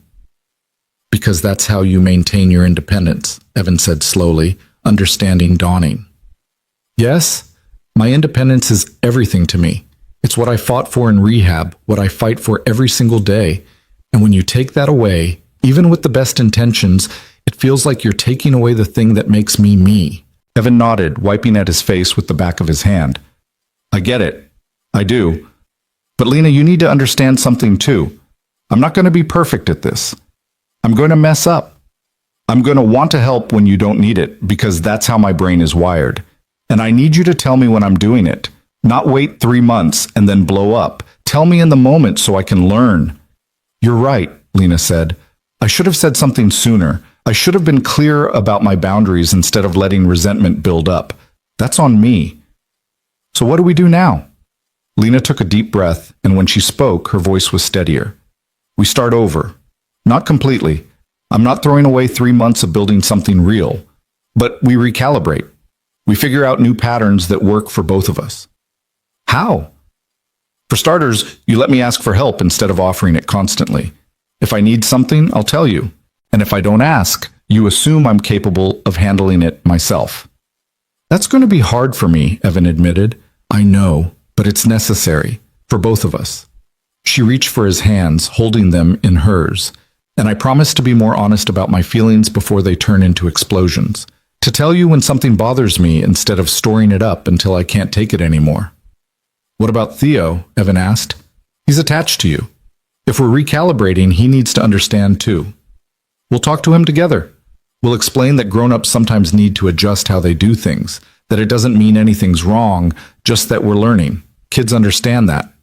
Evan looked down at their joined hands, his rougher and marked with work scars. Hers smaller but strong, capable of holding her entire body weight on a climbing wall. They were different in so many ways, broken in different places, scared of different things. But maybe that was okay. Maybe love wasn't about fixing each other's broken pieces, but about learning to fit together despite them. I love you, he said, looking up at her. I know I haven't said it out loud before, but I do. I love you, Lena. Not because you need saving or because I'm trying to fill some void Sarah left. I love you because you're funny and smart and you challenge me. Because you make Theo laugh. Because you taught me that it's okay to be scared as long as you don't let the fear stop you from living. Fresh tears spilled down Lena's cheeks, but she was smiling now, that real smile that transformed her entire face. I love you too. Even when you drive me crazy with your hovering, even when I want to scream because you're being too careful. I love you. So we're doing this? We're really trying to make this work? We're trying. No promises it'll be easy, no guarantees we won't mess up again. But we're trying. Evan pulled her into his arms, awkward with the geometry of the wheelchair between them, but determined to hold her anyway. She came willingly, her face pressed against his shoulder, her arms wrapped around his waist. They stayed like that for a long time, breathing together, letting the storm of the conversation settle into something calmer. I should go get Theo, Evan finally said, reluctantly pulling back. Rachel's expecting me to pick him up by 8. Okay, but Evan? Yeah? Tomorrow, can we have dinner? Just the 3 of us and we can talk to Theo about what we discussed? Yeah, that sounds good. He stood to leave, but Lena caught his hand before he could move toward the door. Thank you, she said. For what? For staying, for listening, for not walking out when I told you I loved you and then immediately said we needed to change everything. Lena, I'm not going anywhere. I might mess this up 100 different ways, but I'm not running. That's a promise I can actually make. She squeezed his hand once more before letting go, and Evan walked to the door with his heart feeling simultaneously lighter and heavier than it had in hours. In the doorway, he turned back to look at her, silhouetted against the window with the last rays of sunset painting her hair into living fire. One more thing, he said. What's that? Next time you're scared or upset or feeling like this is too hard, tell me before you decide to end things. Because today took 10 years off my life, and I'd really like to avoid that if possible. Lena laughed, the sound watery but genuine. Deal. Now go get your kid and stop hovering in my doorway. That's me not hovering. I'm leaving, see? He took an exaggerated step backward into the hallway. Goodbye, Evan. Goodbye, Lena. He closed the door behind him and stood in the hallway for a moment, letting his racing heart slow down, letting the conversation replay in his mind. They'd almost ended tonight. They'd come so close to destroying something fragile and precious because neither of them knew how to love without fear getting in the way, but they hadn't ended. They'd fought and cried and been brutally honest, and somehow they'd come through the other side still together, still trying. His phone buzzed with a text. Lena, I'm proud of us. Evan, yeah? Lena, we could have run, either of us, but we stayed and did the hard work instead. Evan, does this mean I can stop panicking? Lena, for now. But fair warning, there will probably be more hard conversations. I'm complicated, remember? Evan, good. I'd be bored with easy. Lena, liar, you'd love easy. Evan, okay, you're right. I'd love easy, but I'll take complicated if it means I get you. Lena, smooth talker. Now go. Theo's waiting. Evan drove to Rachel's house with the windows down despite the June chill, letting the cold air clear his head. His sister took one look at his face when she answered the door and pulled him into a hug without asking questions. "You okay?" she whispered. "Getting there," he whispered back. Theo came barreling out of the living room, his face sticky with what looked like chocolate ice cream, and launched himself at Evan's legs. "Dad, Aunt Rachel let me stay up past bedtime." "Did she now?" Evan shot his sister a look that promised retribution. "It's summer break," Rachel said defensively. "Rules are different in summer." On the drive home, Theo chattered about his evening, about the movie he'd watched and the games he'd played, and how Aunt Rachel's new boyfriend was teaching him to play chess. Evan made appropriate responses, but his mind was still back in Lena's apartment, still processing everything that had been said. "Dad?" Theo asked as they pulled into their driveway. "Is everything okay with Lena?" Evan turned off the engine and twisted in his seat to look at his son. In the dim light from the porch, Theo looked older than 8, his eyes serious and knowing. "Why do you ask?" "Because you look sad, the same way you looked sad when Mom died." The observation hit Evan harder than it should have. He'd thought he'd been hiding his emotions better, protecting Theo from the adult complexities of relationships and fear, and learning how to love again. "Lena and I had a hard conversation tonight," Evan said slowly, choosing his words carefully. "We had to talk about some stuff that was bothering both of us, but we worked it out and everything's okay now." "You promise?" "I promise. And tomorrow Lena's coming for dinner, and we're all going to talk together about some things, okay?" Theo studied his father's face with that unsettling intensity that reminded Evan so much of Sarah. Finally, he nodded. "Okay. But Dad?" "Yeah, buddy?" "If Lena makes you sad, you should tell her, because holding sad inside makes it bigger." Evan pulled his son into a hug, breathing in the smell of chocolate and kid sweat and the indefinable something that was uniquely Theo. "When did you get so smart?" "I've always been smart. You just don't always notice." Later, after Theo was tucked in and the house was quiet, Evan sat on the back porch with a beer he wasn't really drinking and let himself feel the full weight of the day. They'd almost lost everything tonight. One more push, one more accusation, one wrong word, and Lena would have walked away convinced he could never give her what she needed. And he would have let her go, convinced he was too broken to love anyone right. But they hadn't. They'd stayed. They'd fought for each other even when it was hard, even when walking away would have been easier. And maybe that was what love really was. Not the easy moments, not the perfect dates, or the sweet texts, or the comfortable silences. Love was staying when every instinct screamed to run. Love was fighting for something even when you weren't sure you'd win. His phone lit up with one more message. "Lena, thank you for today, for all of it, even the hard parts. Evan, especially the hard parts. That's when we figured out we were worth fighting for." Lena, "Yes, exactly that. Good night, Evan. I love you." Evan, "I love you too. Sleep well." Evan sat there until his beer went warm and the stars came out in full force, until the night air turned cold enough that he had to go inside. And when he finally climbed into bed, he didn't dream of loss or endings. He dreamed of Lena's laugh, of Theo's smile, of a future that was uncertain and scary and absolutely worth fighting for. The months that followed their confrontation transformed in ways Evan hadn't expected. It wasn't a smooth transformation, wasn't some magical shift where suddenly everything was easy. Instead, it was awkward and fumbling, full of moments where Evan had to physically stop himself from reaching out to help, full of times when Lena had to force herself to ask for what she needed instead of suffering in stubborn silence. They stumbled. They argued. They learned. Summer bloomed into full force across Boulder, turning the foothills golden and the climbing gym into a second home for all three of them. Theo shot up 2 inches seemingly overnight and lost his first tooth during a particularly enthusiastic celebration when Lena completed her project route. The tooth fairy left $5 and a note congratulating him on his bravery, and Theo kept both the money and the note in a special box by his bed. In August, Lena met Evan's parents via video call, his mom in Florida, his dad remarried and living in Oregon, and navigated their careful questions about her work and her life with a grace that made Evan fall even deeper in love with her. His mother cried after the call ended, and when Evan asked why, she'd said, "Because you're smiling again, sweetheart. Really smiling, not just pretending for Theo's sake." By September, when the Aspens started their annual transformation into living gold, they'd settled into something that felt less like a relationship and more like a partnership. Lena kept a toothbrush at Evan's house. Theo had his own shelf at Lena's apartment for his Legos.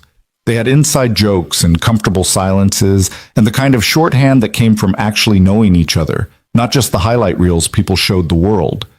But underneath the comfortable routine, Evan had been planning something that terrified him more than any conversation they'd had. He'd been planning it since July, when Lena had fallen asleep on his couch with her head in his lap and Theo curled against her side, and Evan had looked at the two of them and thought with crystalline clarity that this was his family. This was what he wanted for the rest of his life. The ring had taken him 3 weeks to find, visiting every jeweler in Boulder County until he'd discovered a small shop in Longmont run by a woman who designed custom pieces. He'd described Lena, her strength, her stubbornness, her copper hair and green eyes, and the jeweler had created something perfect. A platinum band with a small emerald flanked by 2 diamonds, elegant and understated, the kind of ring that could handle climbing walls in daily life without getting in the way. The hard part hadn't been finding the ring. The hard part had been figuring out how to propose to someone who needed her independence like oxygen, how to ask her to build a life together without making it feel like he was trying to control or constrain her. "You're overthinking this," Rachel had said when he'd called her in a panic 2 weeks before he'd planned to propose. "Lena loves you. She's not going to think you're trying to trap her by asking her to marry you." "But what if she's not ready? What if she thinks I'm moving too fast? What if—" "Evan, stop. You've been together 9 months. You're not rushing anything. And more importantly, you've both already done the hard work of figuring out how to love each other right. The proposal is just making official what you've already built." "When did you get so wise?" "I've always been wise. You just don't always listen." So on a Saturday in late September, Evan loaded Theo in a picnic basket into his truck and drove to Lena's apartment with his heart in his throat and the ring box burning a hole in his pocket. She answered the door in jeans and a sweater the color of autumn leaves, her hair loose around her shoulders, and Evan forgot for a moment how to speak. "You okay?" she asked, laughing at his expression. "You look like you've seen a ghost." "You're beautiful, sir," he managed, and she rolled her eyes even as she blushed. "Where are we going?" Theo demanded, pushing past both of them. "Dad won't tell me anything except to pack my emergency Legos." "Emergency Legos?" Lena raised an eyebrow at Evan. "Don't ask. It's a whole thing." They drove west into the mountains, taking the winding road up Boulder Canyon until they reached a turnoff Evan had scouted 3 times to make sure it was accessible. The trail to the meadow was paved, part of the county's recent push for inclusive recreation, and wide enough for Lena's chair to navigate easily. "Where are we going?" Lena asked as they started up the path, Theo running ahead to examine interesting rocks and terrified squirrels. "You'll see," Evan said, and his voice must have betrayed something because she gave him a searching look. "Evan Mercer, what are you up to?" "Nothing. Can a guy take his girlfriend and his kid on a nice hike without an interrogation?" "Not when the guy in question has been weird all week. You've been distracted and jumpy, and you nearly cut your thumb off on Tuesday because you weren't paying attention to what you were doing." "I'm fine. We're almost there." The meadow opened up before them like something from a painting, a natural amphitheater surrounded by aspens blazing gold against an impossibly blue sky. Wildflowers still bloomed despite the advancing season, purple asters and yellow rabbit brush, and the last defiant stands of Indian paintbrush. A small creek burbled along one edge, and the whole place felt separate from the world, like they'd stepped into a pocket of peace. "Oh," Lena breathed, stopping at the meadow's edge. "Evan, this is gorgeous." "Theo, buddy," Evan called to his son, who was attempting to befriend a chipmunk. "Come help me set up the picnic."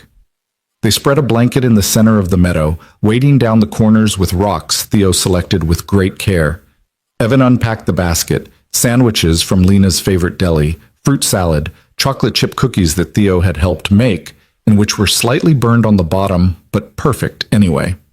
They ate in the warm September sun, Theo narrating an elaborate story about the chipmunk he'd met, who was apparently the mayor of Chipmunk City and had very strong opinions about property taxes. After lunch, Theo announced he was going exploring and took off toward the creek with instructions to stay in sight and not fall in, which left Evan and Lena alone in the middle of the meadow, the aspens whispering overhead, the sun warm on their faces. "This was really thoughtful," Lena said, lying back on the blanket and closing her eyes. "I needed this. Work's been insane lately." "I know, that's why I planned it." Evan lay down beside her, close enough that their shoulders touched. "Can I ask you something?" "Always." "Are you happy?" She opened her eyes and turned her head to look at him. "That's a strange question. Of course I'm happy. Why?" "I mean really happy. With us, with how things are. Not just settling because I'm convenient or because Theo's sweet or because you've convinced yourself this is good enough." Lena propped herself up on one elbow, studying his face with an intensity that made him feel exposed. "Where is this coming from?" "I just need to know. Because I'm about to do something terrifying and I need to know you're as sure about us as I am." "Evan, you're scaring me. What's going on?" He sat up, his heart hammering so hard he thought she must be able to hear it. In the distance, Theo was building something elaborate out of creek stones, completely absorbed in his task. The aspens continued their gentle whisper. A hawk circled overhead, riding thermals in lazy spirals. 9 months ago, Evan started, his voice rough, I walked into a cafe expecting a disaster. And it was a disaster at first. You cried, I had no idea what was happening, and we both had every reason to walk away and never see each other again. But we didn't, Lena said softly. But we didn't. And instead we built something that terrifies me and heals me and makes me believe in things I thought I'd lost forever. You taught Theo how to laugh again. You taught me that it's okay to be scared as long as you don't let fear make your decisions. You showed me that love isn't about fixing people's broken pieces. It's about loving them because of those pieces, not despite them. Tears were building in Lena's eyes, and she pressed a hand to her mouth. I know I'm not perfect, Evan continued, reaching into his pocket with shaking hands. I know I still hover sometimes, that I still worry too much, that I'm probably always going to want to protect you even when you don't need protecting. But I'm learning, I'm trying, and I want to keep trying for the rest of my life if you'll let me. He pulled out the ring box and opened it, the emerald catching the sunlight and throwing green fire across the blanket. Lena made a sound that was half laugh, half sob, her hands shaking as much as his. Lena Hart, Evan said, his voice breaking slightly, you rebuilt your life after it was destroyed. You learned to be strong in ways most people can't imagine. You fight every single day to be seen as whole, as capable, as someone who doesn't need to be saved. And I see all of that. I see your strength and your stubbornness and your fierce independence, and I love you not because you need me, but because you choose me anyway. Evan, she whispered, I'm not asking you to complete me or fix me or make me whole. I'm already whole, just like you are. But I'm asking you to build a life with me, to keep teaching me how to love you right, to let me be there for the good days and the bad days and all the messy, complicated days in between. I'm asking you to marry me, Lena. Not because you need a husband, but because I need you as my wife. Because Theo needs you as his mom. Because we're better together than we are apart. Tears were streaming down Lena's face now, and Evan's vision was blurring too. In the distance, Theo had abandoned his stone construction and was watching them with wide eyes, bouncing slightly on his toes like he was physically restraining himself from running over. Say something, Evan said, his voice barely audible. Please, Lena, say something. She reached out and cupped his face in her hands, her touch gentle and sure. You beautiful, frustrating, wonderful man. Did you really think I'd say anything except yes? The relief that flooded through Evan was so intense it was almost painful. That's a yes? You're saying yes? I'm saying yes. 1,000 times yes. 1,000,000 times yes. Yes to building a life together. Yes to being Theo's mom. Yes to all the messy, complicated days. Yes to everything.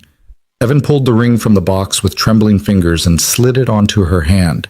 It fit perfectly, the emerald glowing against her skin like it had been made specifically for her, which, of course, it had been. Can I kiss you now? Evan asked. You better, Lena laughed through her tears. And he did, pulling her close and kissing her like they had all the time in the world, because they did. They had the rest of their lives. A whoop shattered the moment, and suddenly Theo was barreling toward them, his face split in the biggest grin Evan had seen since before Sarah died. "Does this mean Lena's going to be my real mom now?" Theo demanded, launching himself at them both. "If that's okay with you," Lena said, wrapping one arm around the boy while keeping the other around Evan. "Your dad was your mom first, and she'll always be your mom. But if you want, I could be your mom too. You can never have too many people who love you. Can I call you Mom? You can call me whatever feels right to you. Mom, Lena, hey you. I'll answer to anything as long as you keep being the amazing kid you are." Theo buried his face in her shoulder, and Evan saw his small shoulders shaking. When the boy finally looked up, his face was wet with tears, but he was still smiling. "I prayed for this," Theo said softly. "Every night since I met you, I prayed that you wouldn't leave and that you'd be my mom. And now you're going to be my mom for real." Lena pulled him closer, and Evan wrapped his arms around both of them, this small family they'd built from broken pieces and honest conversations and the courage to keep trying even when it was hard. They stayed like that for a long time, tangled together in the September sun, while the aspens whispered approval and the creek sang, and somewhere overhead a hawk cried out like a benediction. Later, after they'd packed up the picnic and started back down the trail, Theo ran ahead again, this time shouting to every tree and rock about how his dad proposed and how Lena said yes and how they were going to be a real family now. Lena and Evan followed at a slower pace, her hand in his, the ring catching light every time she moved. "I have a question," Lena said. "Shoot." "When did you buy the ring?" "July. Right after you fell asleep on my couch, and I realized I wanted every day to be like that." "July? Evan, that was 2 months ago. Why did you wait?" He was quiet for a moment, watching Theo cartwheel through fallen aspen leaves with complete abandon.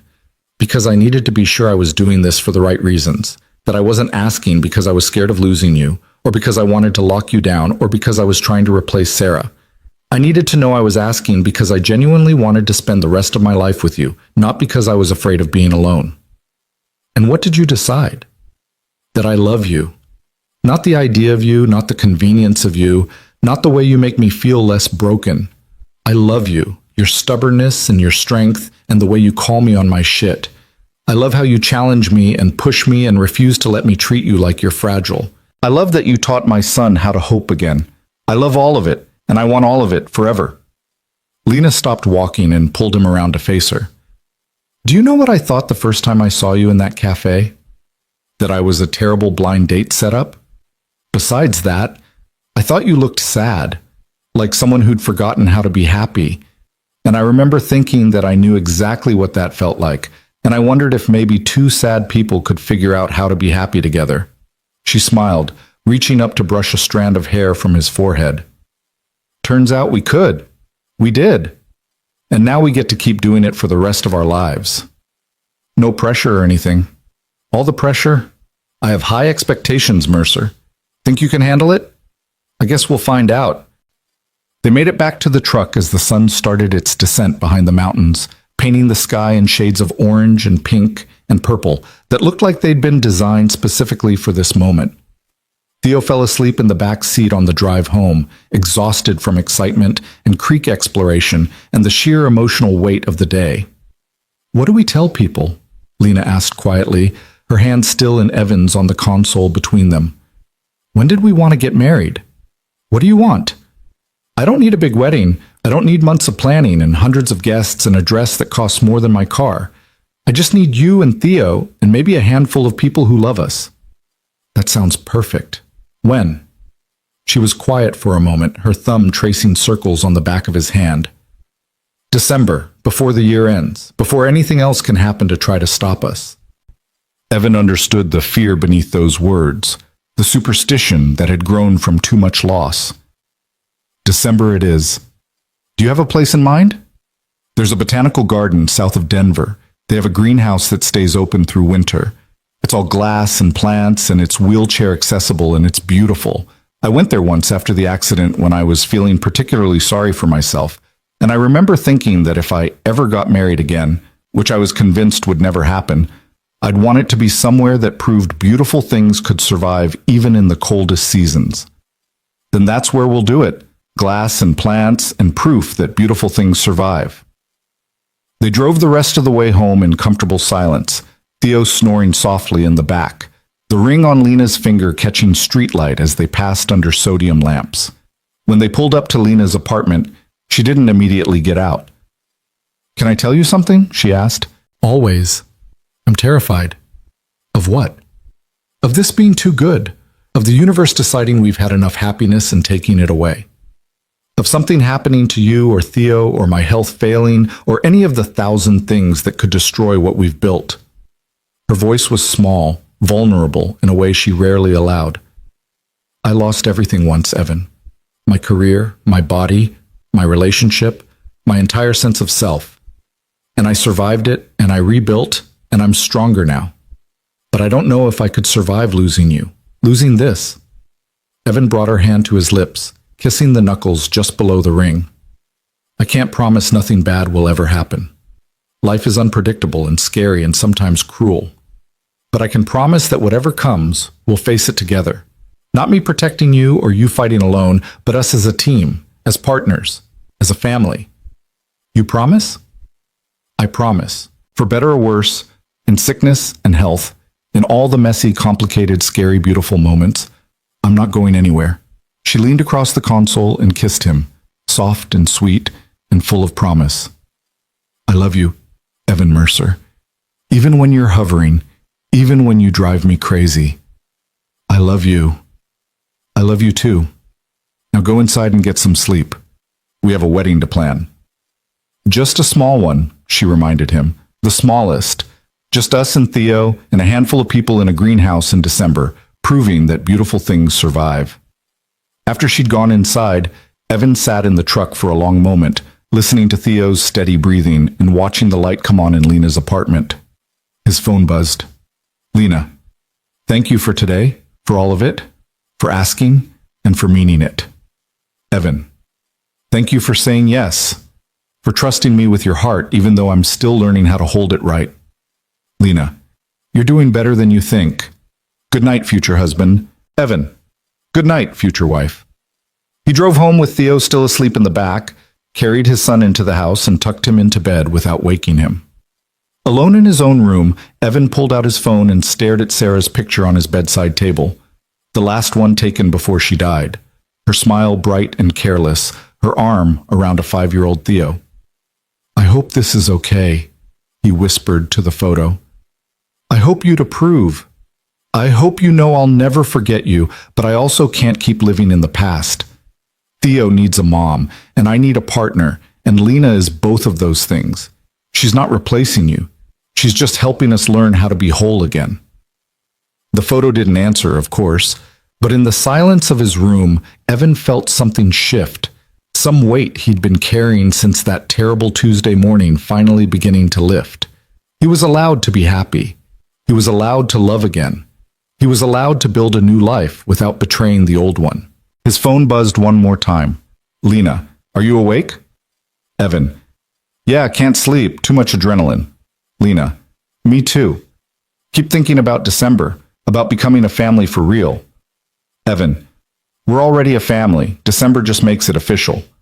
Lena, true. But Evan? Evan, yeah?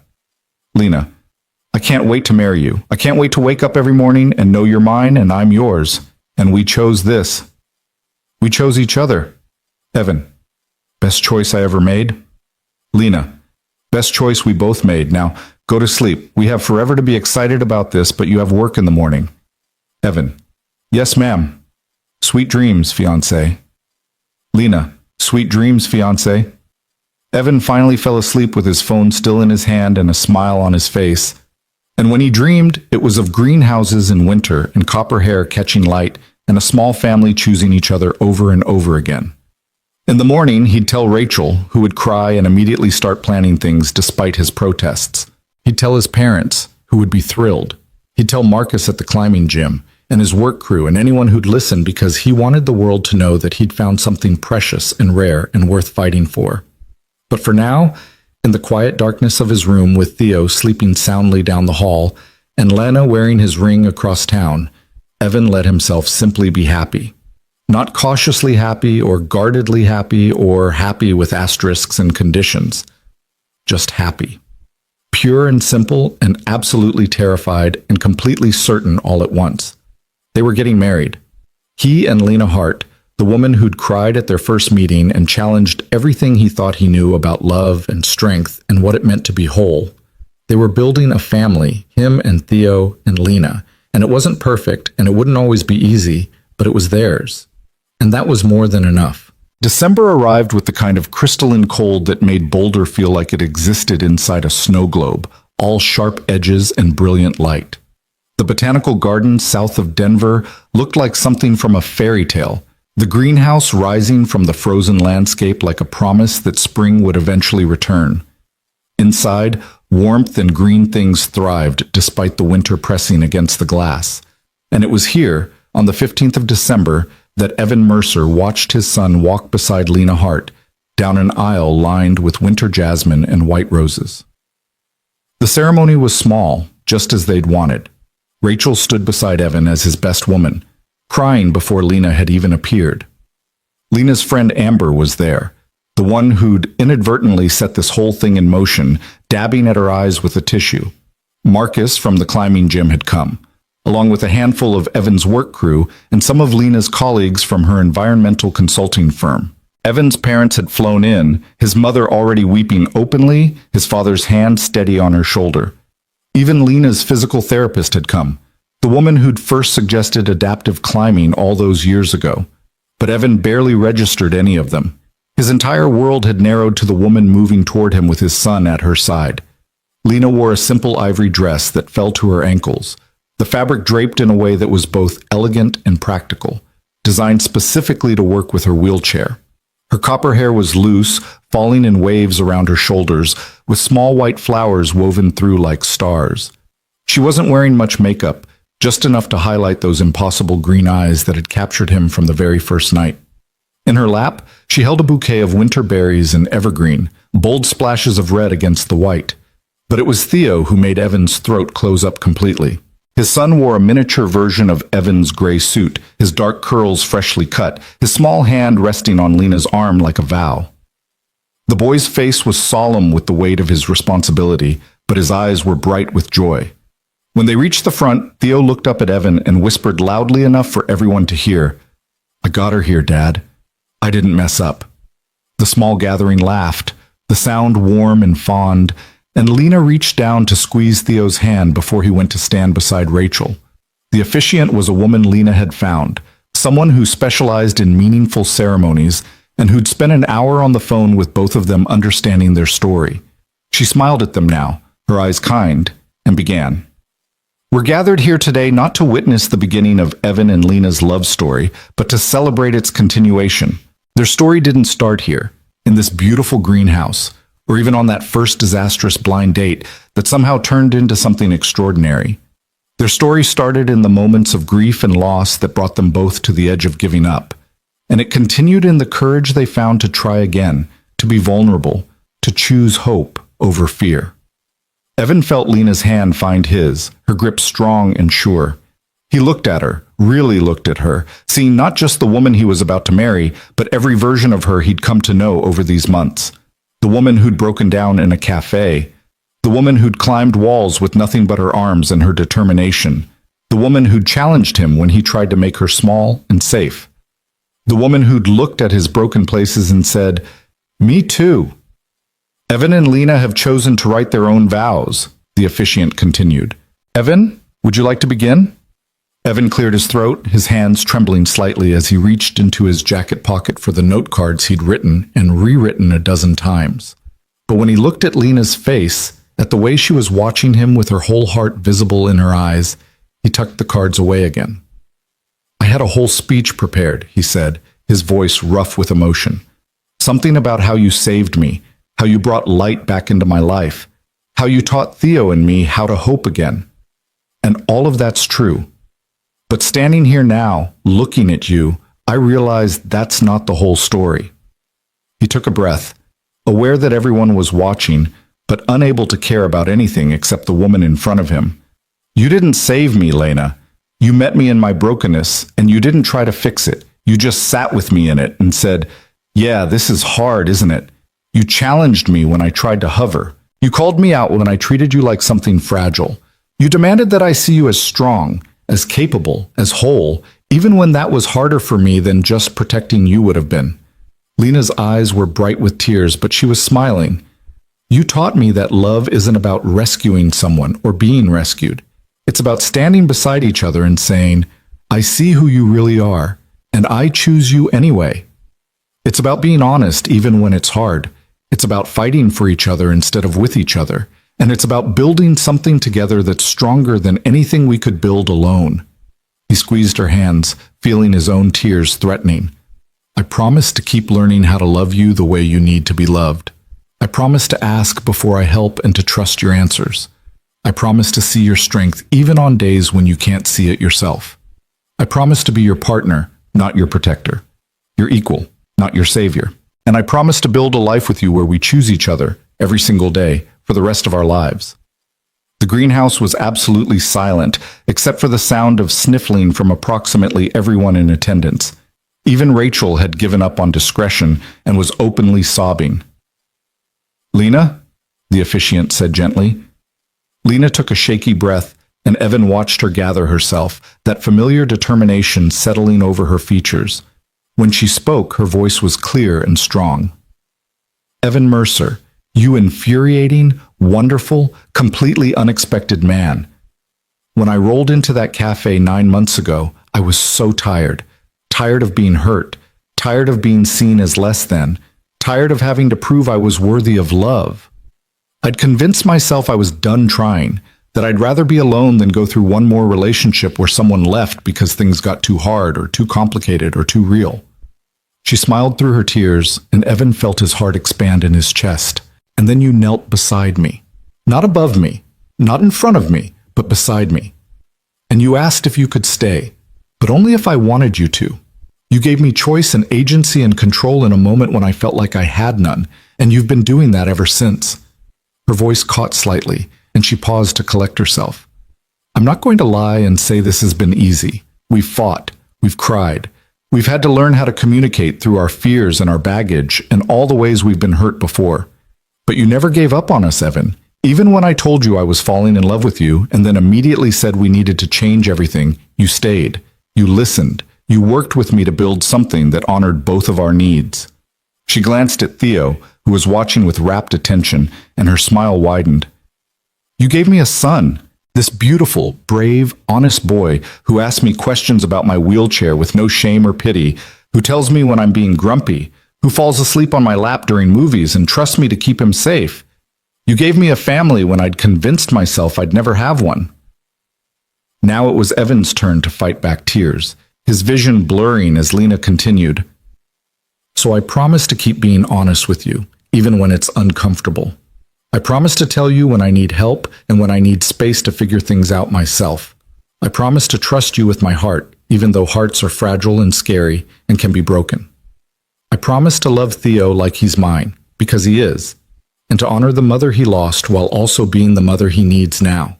And I promise to choose you every single day, even on the days when choosing you is hard, even on the days when my body doesn't cooperate, or my fear gets loud, or I forget why we're doing this. I choose you, Evan, today and always." The officiant had to take a moment to compose herself before continuing. "The rings?" Theo stepped forward importantly, carrying a small pillow that Rachel had made, and presented it to the officiant with great ceremony. The rings were simple, matching platinum bands that would hold up to the physical demands of their lives. "These rings are symbols of the promises you've made today," the officiant said. "Circles with no beginning and no end, representing the continuity of your love. Evan, please place this ring on Lena's finger." Evan took Lena's left hand, the one already wearing the engagement ring, and slid the wedding band into place beside it. "With this ring, I choose you, today and always." "Lena, please place this ring on Evan's finger." Lena's hand shook slightly as she took the ring, but her voice was steady when she said, "With this ring, I choose you, today and always." By the power vested in me by the state of Colorado, and by the power of the love witnessed here today, I now pronounce you married. Evan, you may kiss your wife." Evan leaned down, cupping Lena's face gently in his hands, and kissed her with everything he had, all the fear and hope and love and promise of the past 9 months distilled into a single moment. Around them, their small gathering erupted in applause and cheers, but Evan barely heard it. His entire world was the woman in his arms, the way she kissed him back with equal intensity, the way her hands gripped his shoulders like she'd never let go. When they finally broke apart, Theo was already climbing onto Lena's lap, wrapping his arms around both of them in the awkward three-person hug they'd perfected over the past months. "You're my mom now," Theo said, his voice muffled against Lena's shoulder. "For real, forever." "For real," Lena agreed, her voice thick with emotion. "Forever." The reception was held in the same greenhouse, tables set up among the winter blooms, string lights casting everything in a warm glow. There was music from a small quartet, simple food that everyone loved, and enough champagne that Rachel's speech got progressively more emotional and less coherent as the evening went on. But the moment Evan would remember forever came later, after the cake had been cut and the toasts had been made and most of the guests had left. The sun had set completely, and the greenhouse glowed like a lantern in the darkness, full of warmth and life and growing things. Theo had fallen asleep in a chair pushed against the wall, his small body curled up like a question mark, his suit jacket draped over him like a blanket. Evan and Lena sat together at one of the empty tables, her wheelchair pulled close to his chair, their hands intertwined on the white tablecloth. They were quiet, exhausted in the best possible way, watching their son sleep and letting the reality of what they'd done settle into their bones. "Mrs. Mercer," Evan said softly, testing the name. "I'm keeping Hart professionally," Lena reminded him, "but I like the way you say it anyway." "Mrs. Hart Mercer?" "Better, though that's a mouthful." "We'll workshop it." They were quiet again, comfortable in the silence. Outside, snow had started falling, soft flakes drifting past the glass like blessings. Inside, plants that should have been dormant continued to bloom, proof that beautiful things could survive even in the coldest seasons. "Can I tell you something?" Lena asked, her thumb tracing patterns on the back of Evan's hand. "Always." "When I was in rehab, right after the accident, there was this moment when I realized my old life was completely gone. My career as I'd known it, my relationship, my identity as someone who could just move through the world without thinking about it. Everything was gone, and I had to rebuild from nothing." She paused, and Evan waited, knowing she'd continue when she was ready. "And I remember thinking that I would never be happy again, that the best I could hope for was some kind of tolerable existence where I learned to cope with what I'd lost. I couldn't imagine ever feeling joy again, ever falling in love again, ever having a family. Those things seemed like they belonged to the person I used to be, not the person I was becoming." "But," Evan prompted gently. "But I was wrong. So completely wrong." She turned to look at him, and in the soft light of the greenhouse, she looked radiant. "I'm happier now than I ever was before the accident. Not because the accident was good, or because I'm glad it happened. I'm not. But because it forced me to figure out who I really was underneath all the things I thought defined me. And that person, the real me, is stronger and braver and more honest than the person I was before." "I love that person," Evan said. "I know you do. That's the miracle, Evan. You love me not despite my wheelchair or my limitations or my complicated relationship with my own body. You love me because of all the things that make me me. And you gave me a son who does the same thing, who looks at my chair and says, 'Cool, can you do wheelies?' instead of 'I'm sorry.'" Evan laughed softly, glancing at Theo's sleeping form. "He asked you that on your second meeting. And I did do wheelies, if you recall. Nearly took out your coffee table. Worth it." They sat in comfortable silence for another moment before Lena spoke again, her voice soft and wondering. "I used to think I was broken, Evan. That the accident had broken me in ways that could never be fixed. But sitting here now, married to you, with that beautiful boy sleeping over there who calls me Mom, I realize I was never broken. I was just changed, and change isn't the same as broken." "No," Evan agreed. It's not. You were changed too. By losing Sarah, by becoming a single parent, by all the ways grief reshaped you. But you're not broken either. We're just two changed people who found each other. And who chose each other, Lena added. That's the important part. We chose this. We chose each other. We chose to build something new out of all our changed pieces. Evan brought her hand to his lips, kissing her knuckles where the rings gleamed in the soft light. Best choice I ever made. Me too. At the wall, Theo stirred and opened his eyes, blinking in confusion before remembering where he was. When he saw Evan and Lena watching him, he smiled, that wide, guileless smile of childhood that held nothing back. Are we a family now? He asked, his voice still rough with sleep. We were always a family, Lena said. But yes, now it's official. Can we go home? Yeah, buddy, Evan said. Let's go home. They gathered their things slowly, in no rush, saying goodbye to the few remaining staff members and thanking them for making the day perfect. Outside, the snow was falling more heavily now, coating Evan's truck in white. He helped Lena transfer to the passenger seat while Theo climbed into the back, and then collapsed her wheelchair and loaded it into the bed. The drive back to Boulder was quiet, Theo falling back asleep almost immediately, Lena watching the snow fall through the windshield with a peaceful expression. They decided that Lena would move into Evan's house. It was bigger, had a yard for Theo, and with some modifications would work better than her apartment. They'd spent the past month making it accessible, widening doorways and installing ramps and making sure Lena could navigate every room with ease. When they pulled into the driveway, the house looked different somehow. Same structure, same porch, same windows glowing warm in the darkness. But different because now it held a family instead of just two people trying to survive. Evan carried Theo inside and up to bed, the boy murmuring sleepy protests about wanting to stay up but not fighting when Evan tucked him in. By the time Evan came back downstairs, Lena had transferred from her chair to the couch, her dress pooled around her like water, her hair loose and slightly messy from the long day. Come here, she said, patting the cushion beside her.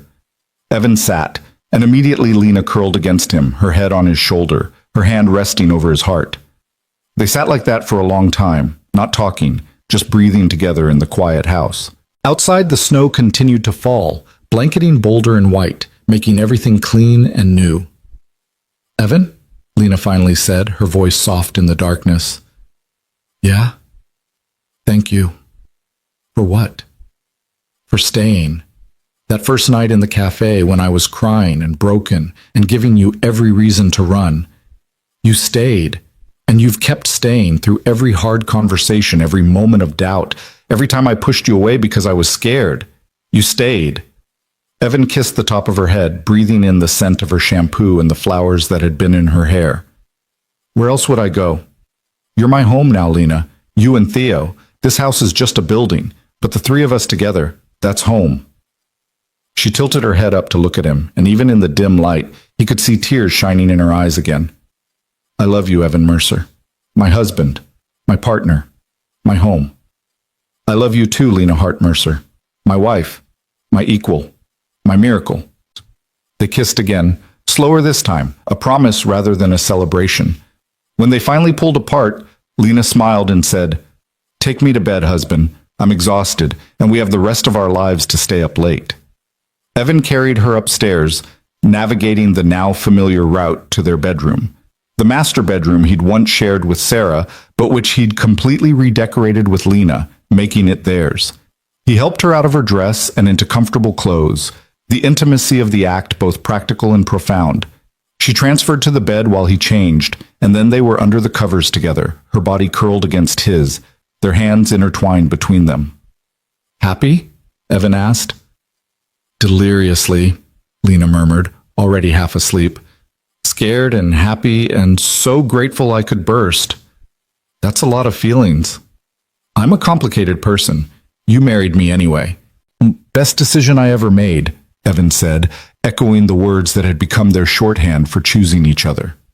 Me too, Lena whispered. Best decision, best life, best family. She fell asleep first, her breathing evening out into the steady rhythm that told Evan she was truly at peace. He lay awake a little longer, listening to the sounds of his family. Lena's soft breathing, Theo's occasional sleep murmur from down the hall, the house settling around them like a satisfied sigh. His phone buzzed softly on the nightstand, and he carefully reached for it, trying not to disturb Lena. A text from Rachel. Rachel, I know you're probably asleep, or busy, in which case gross, but I just wanted to say congratulations again. You deserve this, Ev. You deserve to be happy. Sarah would be so proud of you. Evan stared at the message for a long time, feeling something in his chest that might have been grief or gratitude or some complicated mixture of both. He'd spent so long feeling guilty for moving on, for finding happiness after Sarah, for building a new life that didn't include her. But sitting here now, with Lena sleeping peacefully beside him and Theo safe down the hall, he realized that Sarah wouldn't have wanted him to stay frozen in that terrible Tuesday morning forever. She would have wanted him to live, to love again, to give Theo a mother and himself a partner and all of them a chance at happiness.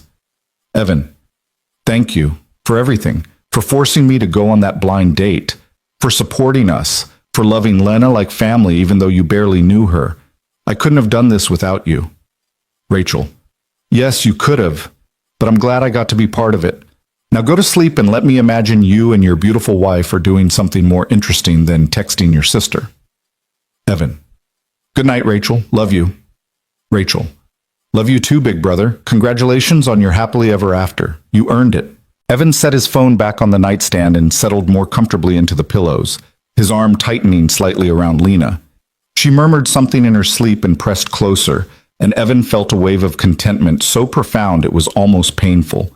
This was his life now, this beautiful, complicated, sometimes difficult, but always worth it life. A wife who challenged him and loved him and refused to let him make her small.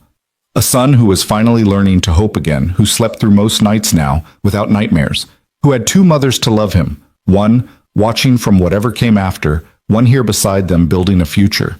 A family that had been forged from loss and grief and the courage to try again. It wasn't perfect. There would be hard days ahead, days when Lena's body didn't cooperate, when Theo struggled with missing Sarah, when Evan fell back into old patterns of hovering and protecting. There would be arguments and misunderstandings and moments when the fear got loud enough to drown out everything else. But they would face those days together. Not as broken people trying to fix each other, but as whole people choosing to build something stronger than anything they could build alone. Evan closed his eyes and let himself drift towards sleep, secure in the knowledge that tomorrow he'd wake up beside his wife, that they'd make breakfast together while Theo narrated the political drama of Lego City, that they'd spend the day as a family doing ordinary things that felt miraculous because they'd almost not had them at all. He'd spent 2 years convinced that happiness was something that belonged to his past, something that had died with Sarah on that terrible morning. But he'd been wrong. Happiness wasn't something you lost and never found again. It was something you built day by day, choice by choice, with the people brave enough to build it with you. And as snow continued to fall outside their window and warmth surrounded them inside, Evan Mercer fell asleep believing, truly believing, that they were going to be okay. More than okay. They were going to be happy. Not perfectly, not without struggle, but genuinely, deeply, extraordinarily happy. The story that had begun with tears in a small cafe ended here, in a warm bed in a house full of love, with a family that had chosen each other over and over until choosing became as natural as breathing. A single dad who'd been tricked into a blind date. A woman in a wheelchair who'd convinced herself she was too broken to be loved. A boy who needed hope. And somehow, impossibly, miraculously, they'd found their way to each other and built something beautiful from all their broken pieces. Outside, the snow fell. Inside, a family slept. And somewhere in the space between, 3 hearts beat in quiet synchrony, strong and steady and sure, knowing that whatever tomorrow brought, they'd face it together, always together, forever.